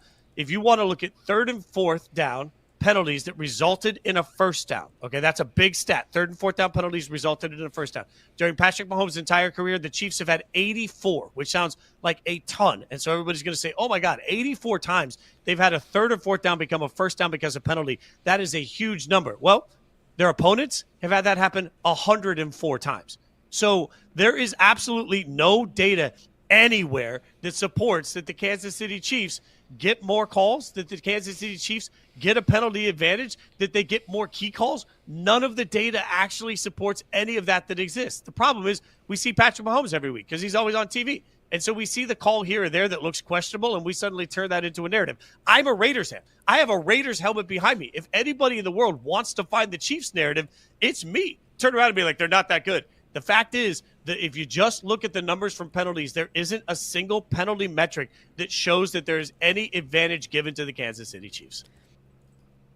That line at the end, there's not one single metric that shows the Chiefs get any benefits at all from the officiating and yada, yada. I know, Elliot, you and I, we discussed this over the week, but Jacob, just your thoughts. The officials are the Chiefs benefiting from the whistle. Do you believe in that narrative?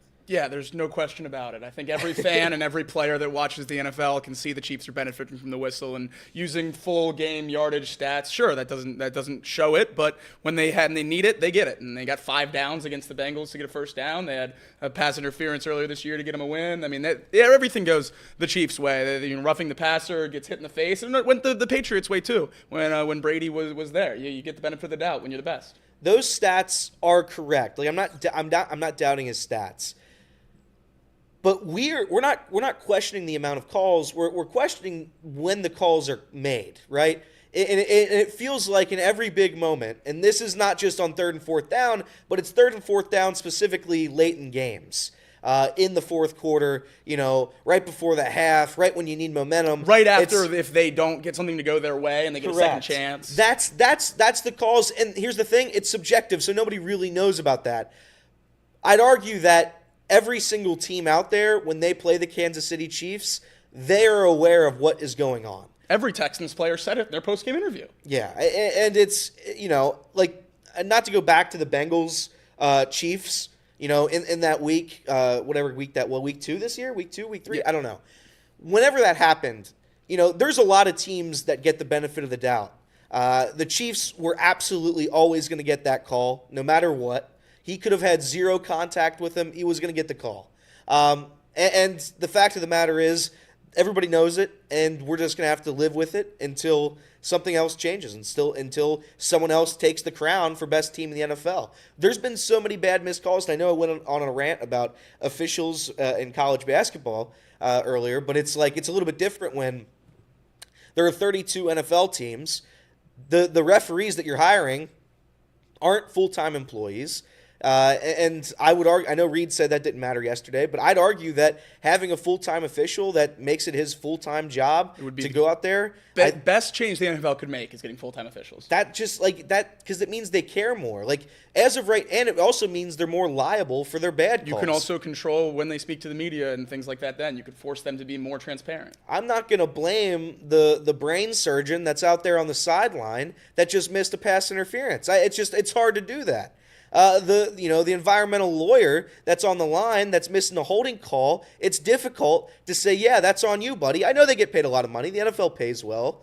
But if it was a full-time job, I do think that there would be more effort, there'd be more care, there'd be more discipline when those calls are made, and it's obviously that it's a mistake. The issue to me is they have the eye in the sky. Use it more, use it consistently, so you don't get as many of these calls wrong.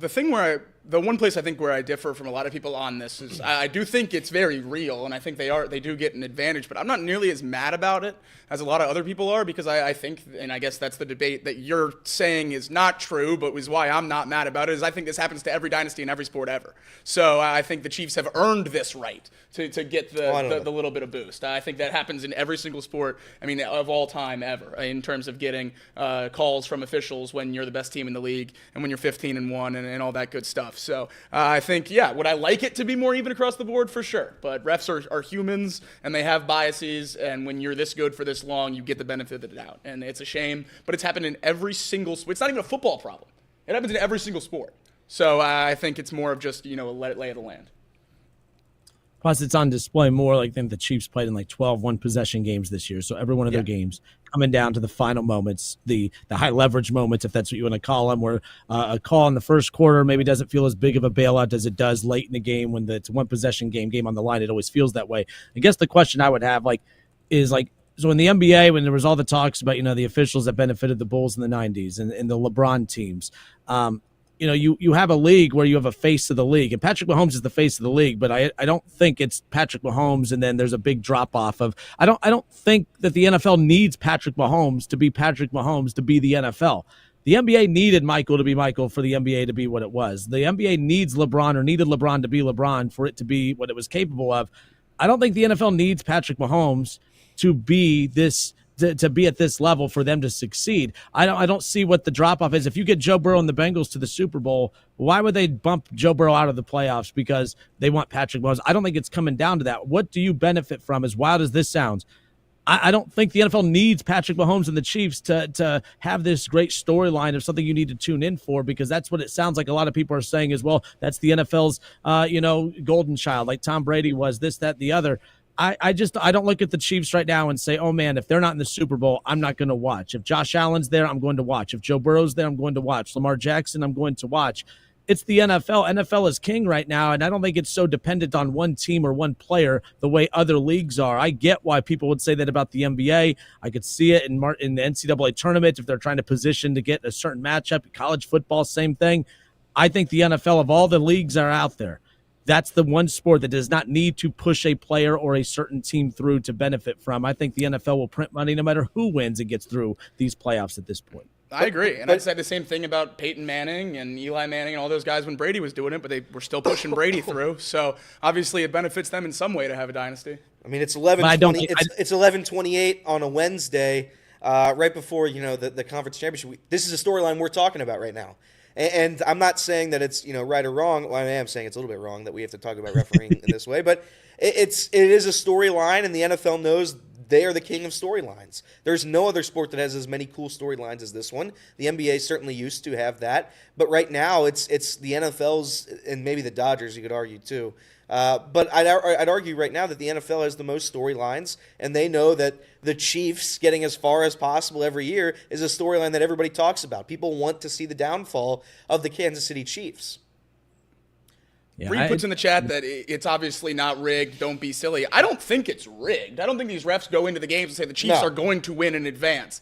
I think when there are coin flip calls, they always land on the side that has the KC on it. That's what I'm saying, is when push comes to shove. But you're saying it's rigged. But you're saying it's rigged then, right? In these human beings that ref the games, in their brains, yes. When they see Patrick Mahomes and someone on the Texans on a late hit on the sidelines, they're going to err on the side of protecting Patrick Mahomes because he is the brand. And I think that's what benefits them in that sense. I don't think it's premeditated. I do think it does benefit the Chiefs in more ways than a lot of us think.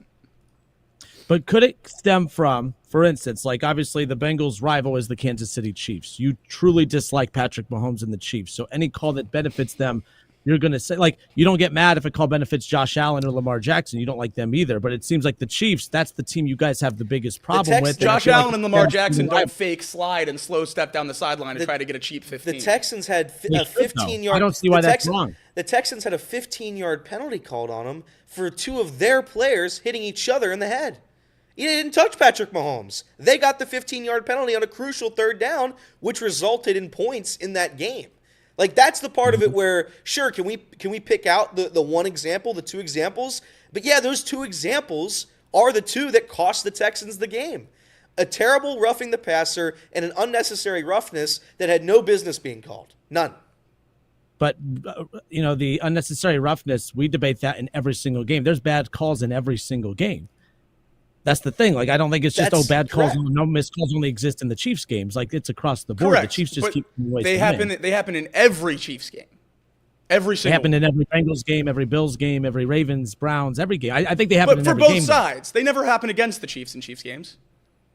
I don't think you pay attention to the calls that don't go in their favor, though. Like, Chiefs could say that one play. By the way, I did find it, Rich, that the one play that Troy Aikman got mad about was when Patrick Mahomes slowed down on the sideline and then got knocked down. Everyone was complaining about that. They didn't even get that call. They never even threw the flag. Everyone was him trying to do that is nonsense. That's him knowing that the refs try to throw him a bone no matter what, and he's going to try to use that to his advantage. That's him knowing it's rigged. No, that's him playing. It's no different in basketball. Trying to play. I don't mind flopping in basketball. If officials should call the flopping, no, I would play it too. By the way, a charge is a flop.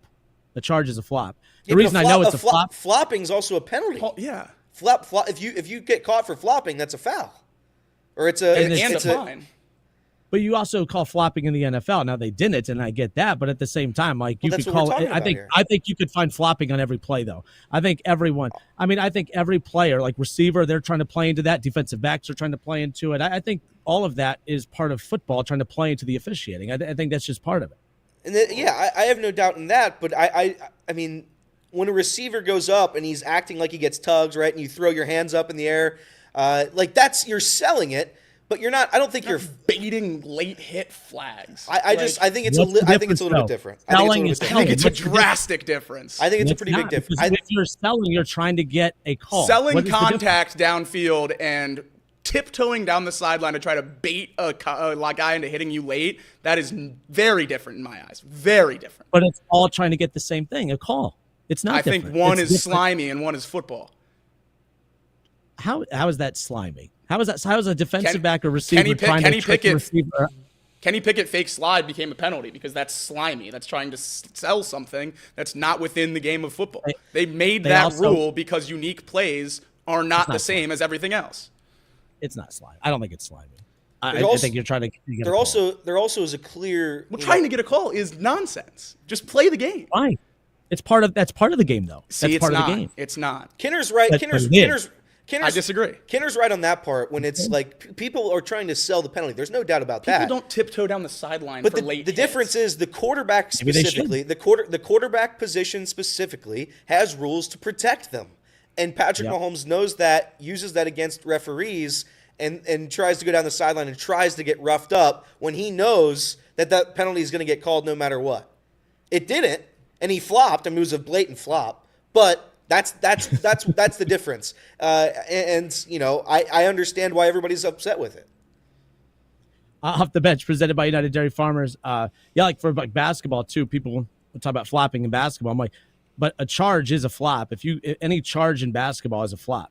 And I know this because if you go to any middle school basketball practice, there are coaches that are literally putting the pad out, or sometimes not even having the pad out at all. They're teaching you how to fall after taking contact. They are teaching you how to take a charge because it's a flop. Like there's sometimes you'll see a guy that's undersized going up against a bigger guy, and you mean to tell me that guy's knocking that dude down? No, that guy just knows how to absorb the contact and fall to bait the official into making that call. All charges are flops.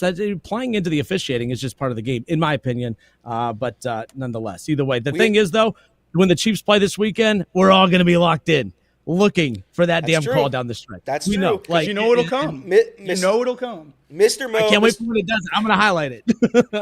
Mr. Mo, super chat, $5. Over the past 4 seasons, 7 roughing the passers on KC opponents. 1 on KC. 4 unnecessary roughness on opponents. 1 on KC. 11 defensive pass interference or holding. 2 on KC. Well, I mean, there's always going to. I mean, look, it sounds like Kansas City just knows how to play football, and those other teams don't. I mean, bunch of cheaters. I just think there's cheaters. You know. I think football is a drastically different sport than soccer, where flopping and doing all that's encouraged. I don't think that flopping should be just celebrated because it's Patrick Mahomes. All right, off the bench, presented by United Dairy Farmers. It's my favorite part about like when you get deep into the postseason. There's always good like college basketball, NBA, late game situations, controversial calls. It's always fun. Either way, maybe if it doesn't benefit your team, it's not. But you know, nonetheless, that's the biggest thing. It's amazing how Chiefs quick you like, flip on ref stances when it goes your way.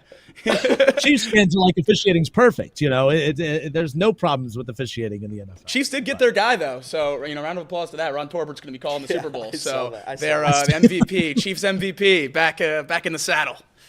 The 12th man. I saw you guys post that on the. That's right.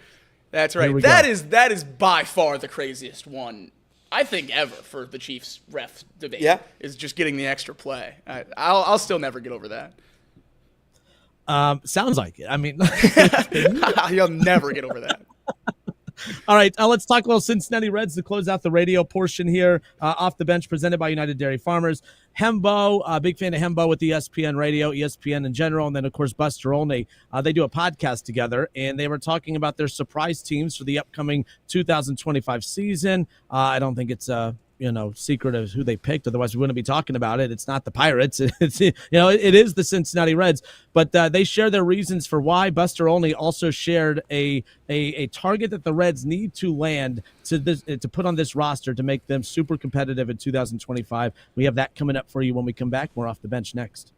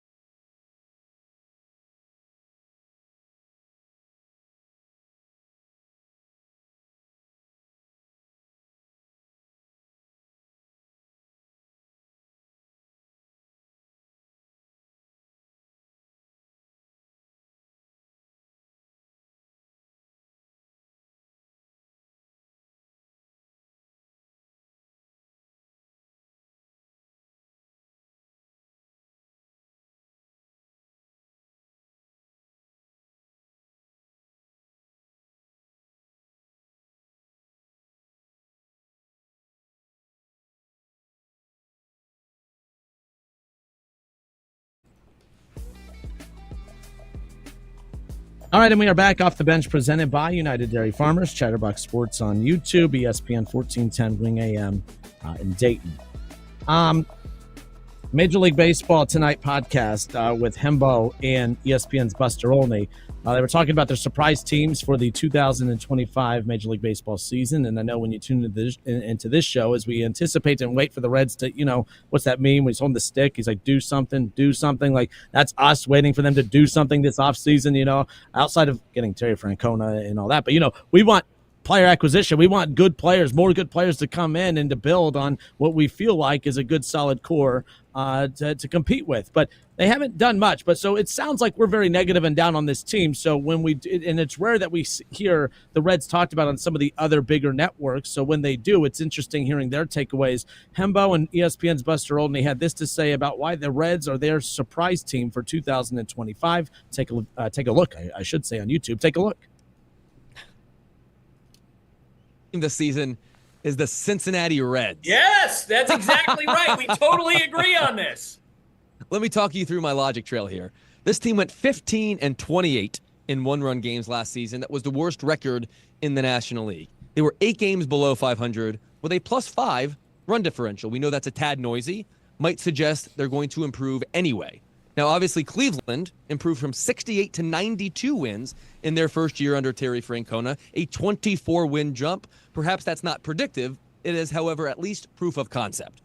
When it comes to the actual roster, the actual on-field product this year, Buster, it's my belief that Brady Singer will improve the rotation more than Jonathan India leaving the lineup will hurt it, especially considering he was basically unplayable on defense. And we have forgotten about how good Matt McClain was 2 years ago. It was a 127 OPS plus. It was 3.5 WAR in his rookie season. This team's going to be really good. They're going to be very effectively managed. And as you like to point out, the context of the National League Central is everything and very inviting. And it'll be interesting to see, as we heard earlier this week, that they have a new television deal. If that frees up some money, the guy who, now I'll see if you agree with me on this, the guy who would be absolutely perfect for them in the current free agent market, to me, would be Jurickson Profar. You got Jurickson Profar, you put him in the outfield, man, that lineup in terms of his depth, that would be something. Absolutely, and Terry Francona would love the guy because he can employ him as a Swiss Army knife. Jurickson Profar can play multiple positions, as you well know. That's a priority of the Cincinnati Reds. He's at least a league average hitter, if not a little bit better. The exact kind of player that can improve that team by another win or two, which might be all you need in the National League Central. Yeah. So obviously they both shared why they're high on the Cincinnati Reds, but to go a step further, Buster Olney talking about to add, and look, we've been waiting for this team to add that difference maker in the outfield, not just defensively, but obviously a bat, and Profar would obviously provide them with that. Look, the Blue Jays are the favorite to land him right now. A couple teams are kicking the tires. I haven't seen any or heard any reports of the Reds being tied into that, but just your guys' overall takeaway on what you just heard from Buster Olney and Hembo. I like Jurickson Profar, but here's the thing. I liked Jurickson Profar last year. Here's the thing. He has a career 8.4 WAR. His first year was 3.5 was last year. 2012. About half of his WAR was last season. Now, to his credit, it took, I want to say, 7-8 years for Edwin Encarnacion to be a relevant player in this league. It took him a long time. And I was looking at the stats yesterday because I saw Edwin was going to be added, perhaps to the Hall of Fame ballot next year. But it takes some guys a decent amount of time to become the player that we expect them to be. I would like Jurickson Profar. I don't know if Jurickson Profar moves the needle. He's 31 years old. He hasn't done a ton in his career, like we just said. But last year he was good. Last year he was really good. He was really good. He was an all-star, Silver Slugger. I would take him instantly because I think he is still better than what we have in right field currently. No disrespect to Jake Fraley, who I do love. But Jurickson plays both ways, and he could play every single day. So that's my pro. For Profar, the Reds haven't done enough. I respect those two gentlemen there, but, I like Brady Singer. Everything is relying on the Reds, who haven't been healthy the last 2 years, to be healthy this year. That's what this is. I love Matt McClain. Love him. And if this season, if we have a chance to make the playoffs this year, it's going to be because of Matt McClain and Elly De La Cruz. They have to be healthy. They have to be the leaders of our middle infield. They have to be our guys. I would like Jurickson Profar as added depth just to say we did something because we really haven't done a ton. The Reds have not done a ton this offseason. You re-signed Nick Martinez, who I thought at the time was a very good signing. I'd argue that a team that struggled hitting last year needed somebody that could hit for $21 million. Santander went for $18 million. I'm not saying I would have given him 5 years, 18 a year, but I am saying that was clearly affordable if the Reds reached out. I don't know if, they've said they've been interested in all these guys. I don't know if they were interested on him. But yeah, I mean, if you want to say that the Reds roster got better, it certainly did. There's no doubt about it. I think Gavin Lux is a fine piece. I think Brady Singer is going to be fine. As long as everybody's healthy, we're going to be great. I think the key piece, I think Reed talked about it yesterday, Jamier Candelario is going to be a bigger X factor than people think. Absolutely. Jamier has to be good. He has to be at least better. And I think you're going to see a better Jamier Candelario. I don't know what position he's going to play yet. We don't know what's going on with Noelvi Marte, how good his spring's going to be. So there's still so many questions, but there are reasons to get excited. The Terry Francona bumps are a very real thing. And I think if Terry is able to do what we all think, at least he's capable of doing, then the Reds are in for a hell of a season because you're playing in a division, respectfully, that sucks. So the Reds can take care of this division. They can win this division. I still stand by with 86, 87 wins, and we'll go from there. But I'm excited. It's good to see the national media talking about the Reds as an underdog. Of the names listed, I could probably talk myself into Jurickson Profar the hardest. Yeah. Like, I could get most excited about him because it's Profar, it's Randall Grichuk. There's a couple other names out there that are associated with the Reds. But, Profar last year was borderline great. Like, he was 3.6 WAR, finished 14th in MVP voting, All-Star, Silver Slugger. That's one of 4 seasons of his career above one more. Yeah. And these guys are saying, you signed Jurickson Profar, that's 1-2 wins right there. Statistically, it's not.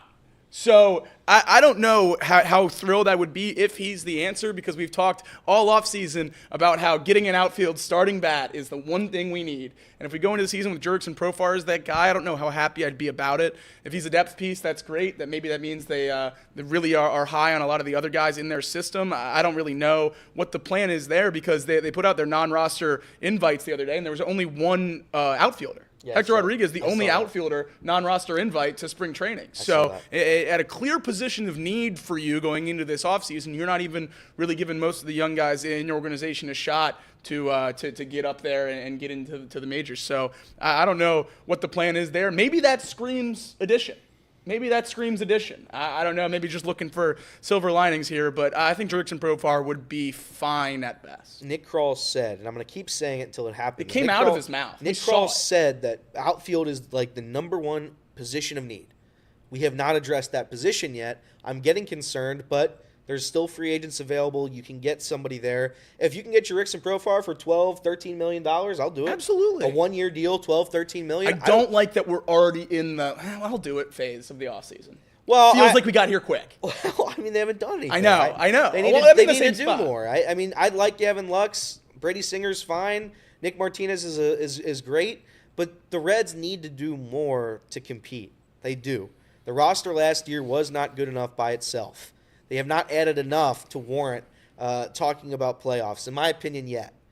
If we add another piece, maybe we can start talking about it.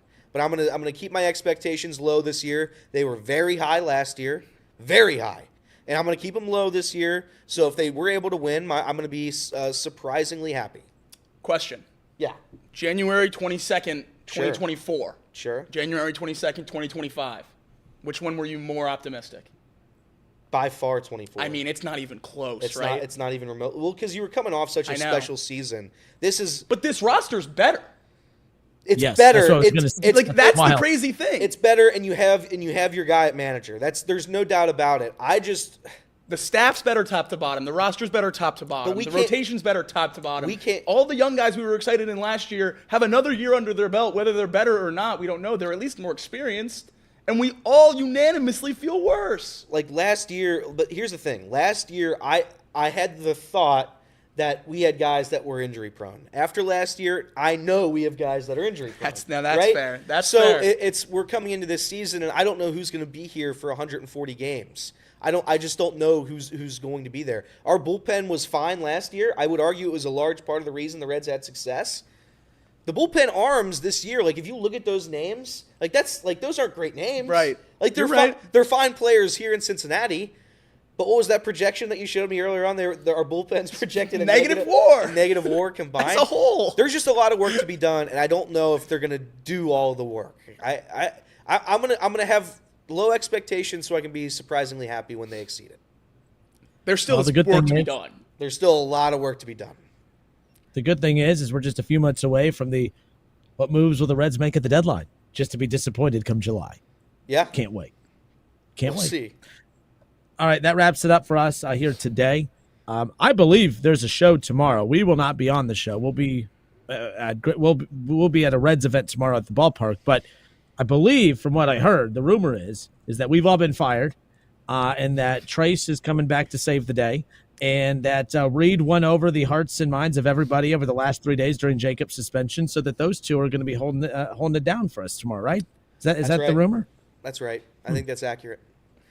Right, Casey, you're fired. Casey, noted baseball guy. I'm also fired. First time. It feels weird, doesn't it? It does. First time, long time. That's it for radio. All right, well, that wraps it up for us on radio until Friday. This has been Off the Bench, presented by United Dairy Farmers.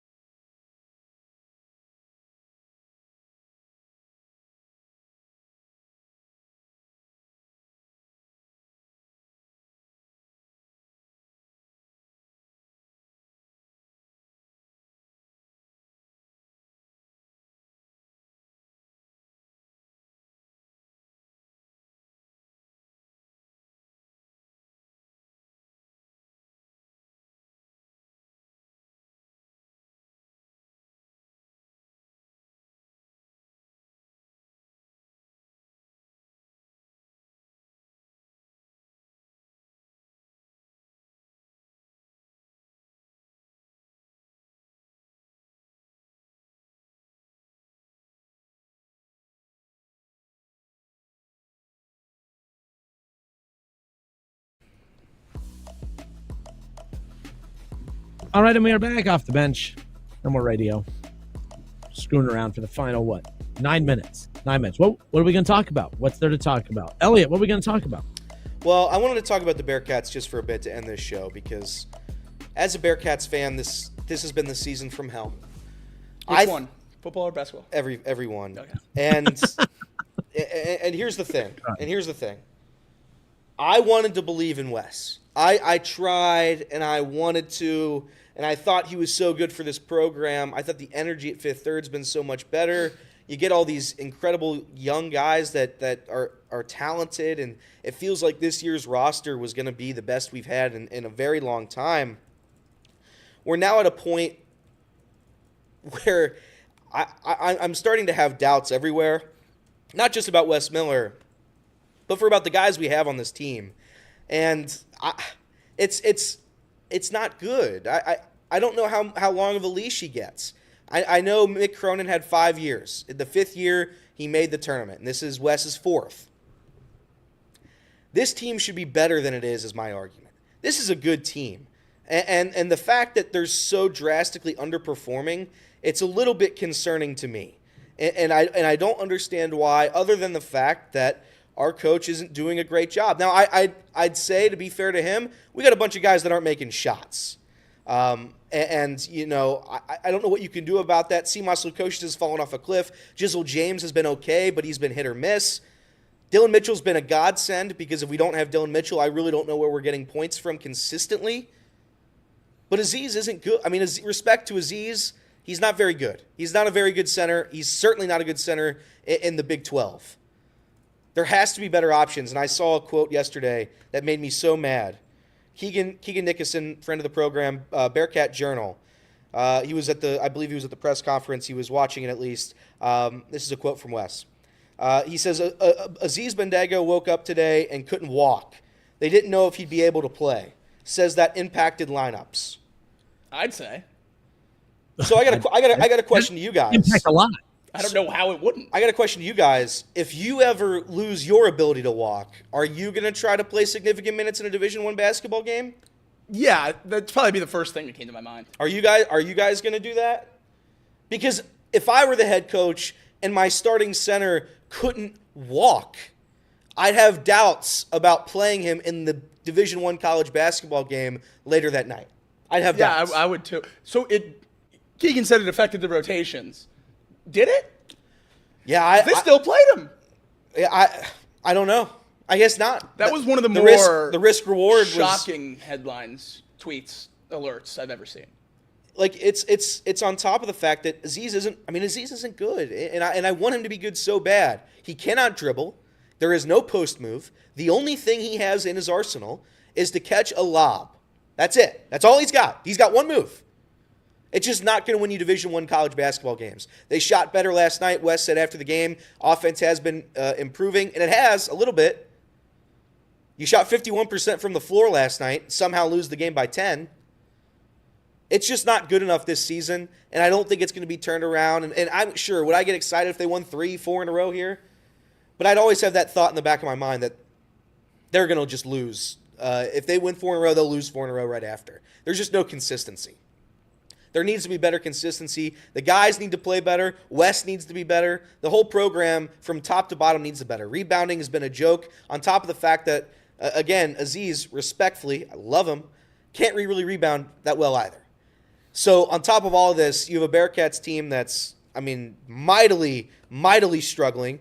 I'm not going to say the season's over, but we're at the danger point, gentlemen. You got BYU on Saturday on the road at 10:30. I don't love our chances in that one. You have Utah on the road, 10 p.m. on Tuesday night. That's a winnable game. West Virginia at home. West Virginia's been incredible this season. I'm not going to say that's a win. We play UCF. We'll get a win there. BYU at home is going to be massive. Need to win it. Utah at home is going to be massive. They're going to get rolled out of the gym against Iowa State. Probably rolled out of the gym in West Virginia. Oh, that Houston at Houston, rematch with Baylor. That Houston game, real quick. That was a long way out. We'll talk about it when we get there, beginning of March. What do you think UC's team total should be against the Kelvin Sampson-led top 10 ranked Houston team? Like 25 points? I don't know. But we're at a point where they need to do something. I don't know if there's a locker room speech we can give or some sort of like team unity song that we can make or something, but it's clear that the Bearcats season is not going the way any of us predicted. Not to mention the fact that, you beat Dayton, you think that's a quality win. Dayton stinks, respectfully. Shout out to ESPN Dayton, I love us, but, come on. Dayton. I think Kenner does enough Dayton hate for all of us. Yeah, we're good. Not hate. Facts. Okay, all right. You lose to Villanova on the road, and you think you can, maybe that'll be a quad 1 loss. I don't know if that's going to be the case towards the end of the year. Villanova keeps losing games. Xavier, we need Xavier to keep winning. Ironically, we need Xavier to win. We need Xavier to win, so that win matters. Who do you think would win in a rematch between Xavier and UC? You like that? I would take Xavier probably, unfortunately, because I think Xavier's playing significantly better basketball. UC can't score, and last night they didn't defend, so. Nobody can make a 3-point shot. Not one person. Connor Hickman's been a nobody this year. He's hurt right now. CJ Frederick isn't good enough to play significant minutes. They just don't have any answers. They don't have a guy. They need one guy. They need a Sean Kilpatrick. They need a Cumberland. They need somebody that can take over the game and can be relied upon consistently. They don't have that. I thought Jizzle could be that. It's not Jizzle. I thought Seamoss could be that. It's not Seamoss. Dylan Mitchell's the closest thing we've had to it. Dan Skillings is a great player as well, but Dylan Mitchell's the closest thing we've had to it. The issue with my guy Dylan Mitchell is if he gets fouled, he's going 0 for 2 at the line. It's just everything has gone wrong this year, and I don't know if there's going to be a good enough turnaround. So that's my UC rant. I love UC. I went to UC. I'm going to cheer for UC going forward. But, boy, between Satterfield and Wes Miller, I've got nothing right now. Just nothing. Whose seat is hotter? Power rank the temperature of the seats. I don't know, honestly. I think it might be Wes. I think it's really close. But here's my thing. Cunningham's. I don't mean to be disrespectful. Cunningham. He doesn't have a chair. He's sitting on a pile of ash. Cunningham is out of a chair. Yeah. Because whoever gets fired first, Cunningham's going with him. There's no way around that. Cunningham hired both these guys. Both have been, and I hate to say it, failures up until this point. So we'll see what happens going forward, but I'm pretty disappointed with Cunningham and the state of UC athletics at this very second. It could get better. I'm hoping it's going to get better next year. But right now, it's just sad, man. I'm broken. So we work with the big hoopla. That's the organizing committee that works with the NCAA First Four, and they help bring that to Dayton, to UD Arena every year. So the First Four kicks off the NCAA tournament in Dayton. More NCAA tournament games have been played at UD Arena than any other venue out there. And so we always keep a close eye on Bubble Watch, even as far out as now. And we're always putting out reports on all of that. Well, right now, ESPN's Joe Lunardi, his latest Bubble Watch, his latest bracketology, the last four in, okay, the teams that, if the first four was today, would feature Pitt, would feature Nebraska, Morehead State, Long Island, Howard, UCF, Indiana, and Colgate. That's super. That's fantastic. No Cincinnati in there. However, Cincinnati is relevant in this conversation because those are the last four in. Those are the first four teams. If the first four was today, or this would be the projection, Cincinnati falls into his category of the first four out. So the teams that just missed the first four: Cincinnati, Texas, SMU, and Ohio State. So a lot of Buckeye State coverage in there, right? But Cincinnati just on the outside looking in, and Joe Lunardi's latest bracketology report. But to be fair, that was put out yesterday before the loss. So obviously Cincinnati, their at-large hopes are, hanging on by a thread at this point. The good news is you play in a conference that you could play your way back into it. That's the perk of it. Is it more difficult to get wins? Yes, but you get more, you get forgiven more if you go on a losing streak. Not as easy to do in the American Conference, although I really did like that as a college basketball conference, to be honest with you, back when you had Wichita and you had Houston and those teams there. UConn. I look at a team like, the UConn, exactly. But I look at a team like Dayton, who played their way into the top 25, 2-2 against top 10 teams, 2-3 against top 25 teams, most recently losing to Cincinnati when they were a top 25 team. But then you start 0-3 in the A-10 and you lose to like George Washington and you lose to UMass, you lose to bad teams. I feel better about Cincinnati's chances of playing their way back into this NCAA tournament conversation just because they are a good team. They have a good roster. You play in a conference that's going to provide you more opportunities to play your way back into that bubble. Dayton doesn't have a shot at this point. Obviously, you know how I know Dayton's not for real is because when you beat a bad team like Duquesne and you say, hey, I think we're back in it, that's how I know you're not for real. Cincinnati's going to have chances to beat teams that are for real to put them back in it. But I don't think you're questioning the talent, Elliot. This comes down to just a team that's not executing correctly, Correct. Right? Like, it's just good enough. I don't think the offensive scheme's good. Nobody can make a shot. It's like the rim's closed off for the Bearcats. I don't know how you fix that, but guys have to be able to make wide open threes. You have to. I can make a wide open three. I'm not athletic. I can make a wide open three. I can make 7 out of 10 free throws. You got to be able to do it. And they're just not able to do it right now. I like you said, UC controls their own destiny. Absolutely, they control their own destiny, but it's a long way, man. We got a long road. This year, the roster isn't the problem. At least we don't think it is. It's the coaching and the scheme and everything like that. There's been points in the past where it has been the roster. Which is more frustrating as a fan? To not have the horses or to have them and have not playing up to potential? To have them and not playing up to potential is by far worse because it's just because they can win games. I know these guys are good. They're just not playing good, and that's where the issue is for me. And yeah, it's absolutely that. It's just sad, man. It's all right. It's all right. We'll see if they're able to win on Saturday. 10:30. We'll see. Cincinnati's upcoming schedule. They'll play again on Saturday. They're at BYU and at Utah.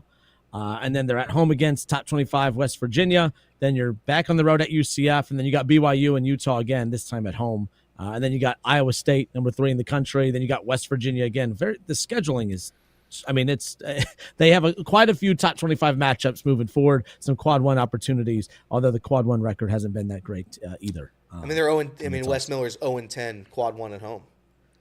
He's only 500 at home. He's not good at home. I thought I saw it. He's not good. He doesn't protect home court. I don't know what I'm supposed to say anymore. There's nothing to say anymore. They only beat the worst of the worst at home. And our non-conference schedule has been absolutely terrible for 4 years now. Terrible. I understand why it's terrible, but it doesn't help the fact that it's still terrible. The only teams we beat are Monmouth and like Kennesaw State. That's all we're beating at home. No disrespect. Now here's the stat: 124 games into the Wes Miller experience, 40-1 versus quad 4 non-D1. That's pretty good. 35-48 against everybody else. So you're saying he's Ryan Day?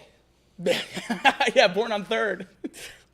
Get your apologies ready. Yeah. It's coming. In the baseball born on 3rd mantra, where was Wes Miller born? Like 4 dugouts away and 3 neighborhoods down the street? Like, this program was in such disarray when he took over. Yeah, it was. I don't know. I mean, maybe his good friend Roy Williams, who was at the game last night, maybe he can coach the Assistant? team. I would love Roy Williams. Associate head coach Roy Williams? That would change it all. That would change it all for me. Give me Roy Williams. You avoid the buyout by hiring Roy Williams. For way more. All right. Well, anything else to close out? Box lunch in about 25. 25 minutes, box lunch. No Kenner, so everyone tune in. All right, that wraps it up. Until Friday, tomorrow, technically. We just won't be on the show. But Off the Bench tomorrow, 10 a.m. Until then, appreciate you guys. See you Friday.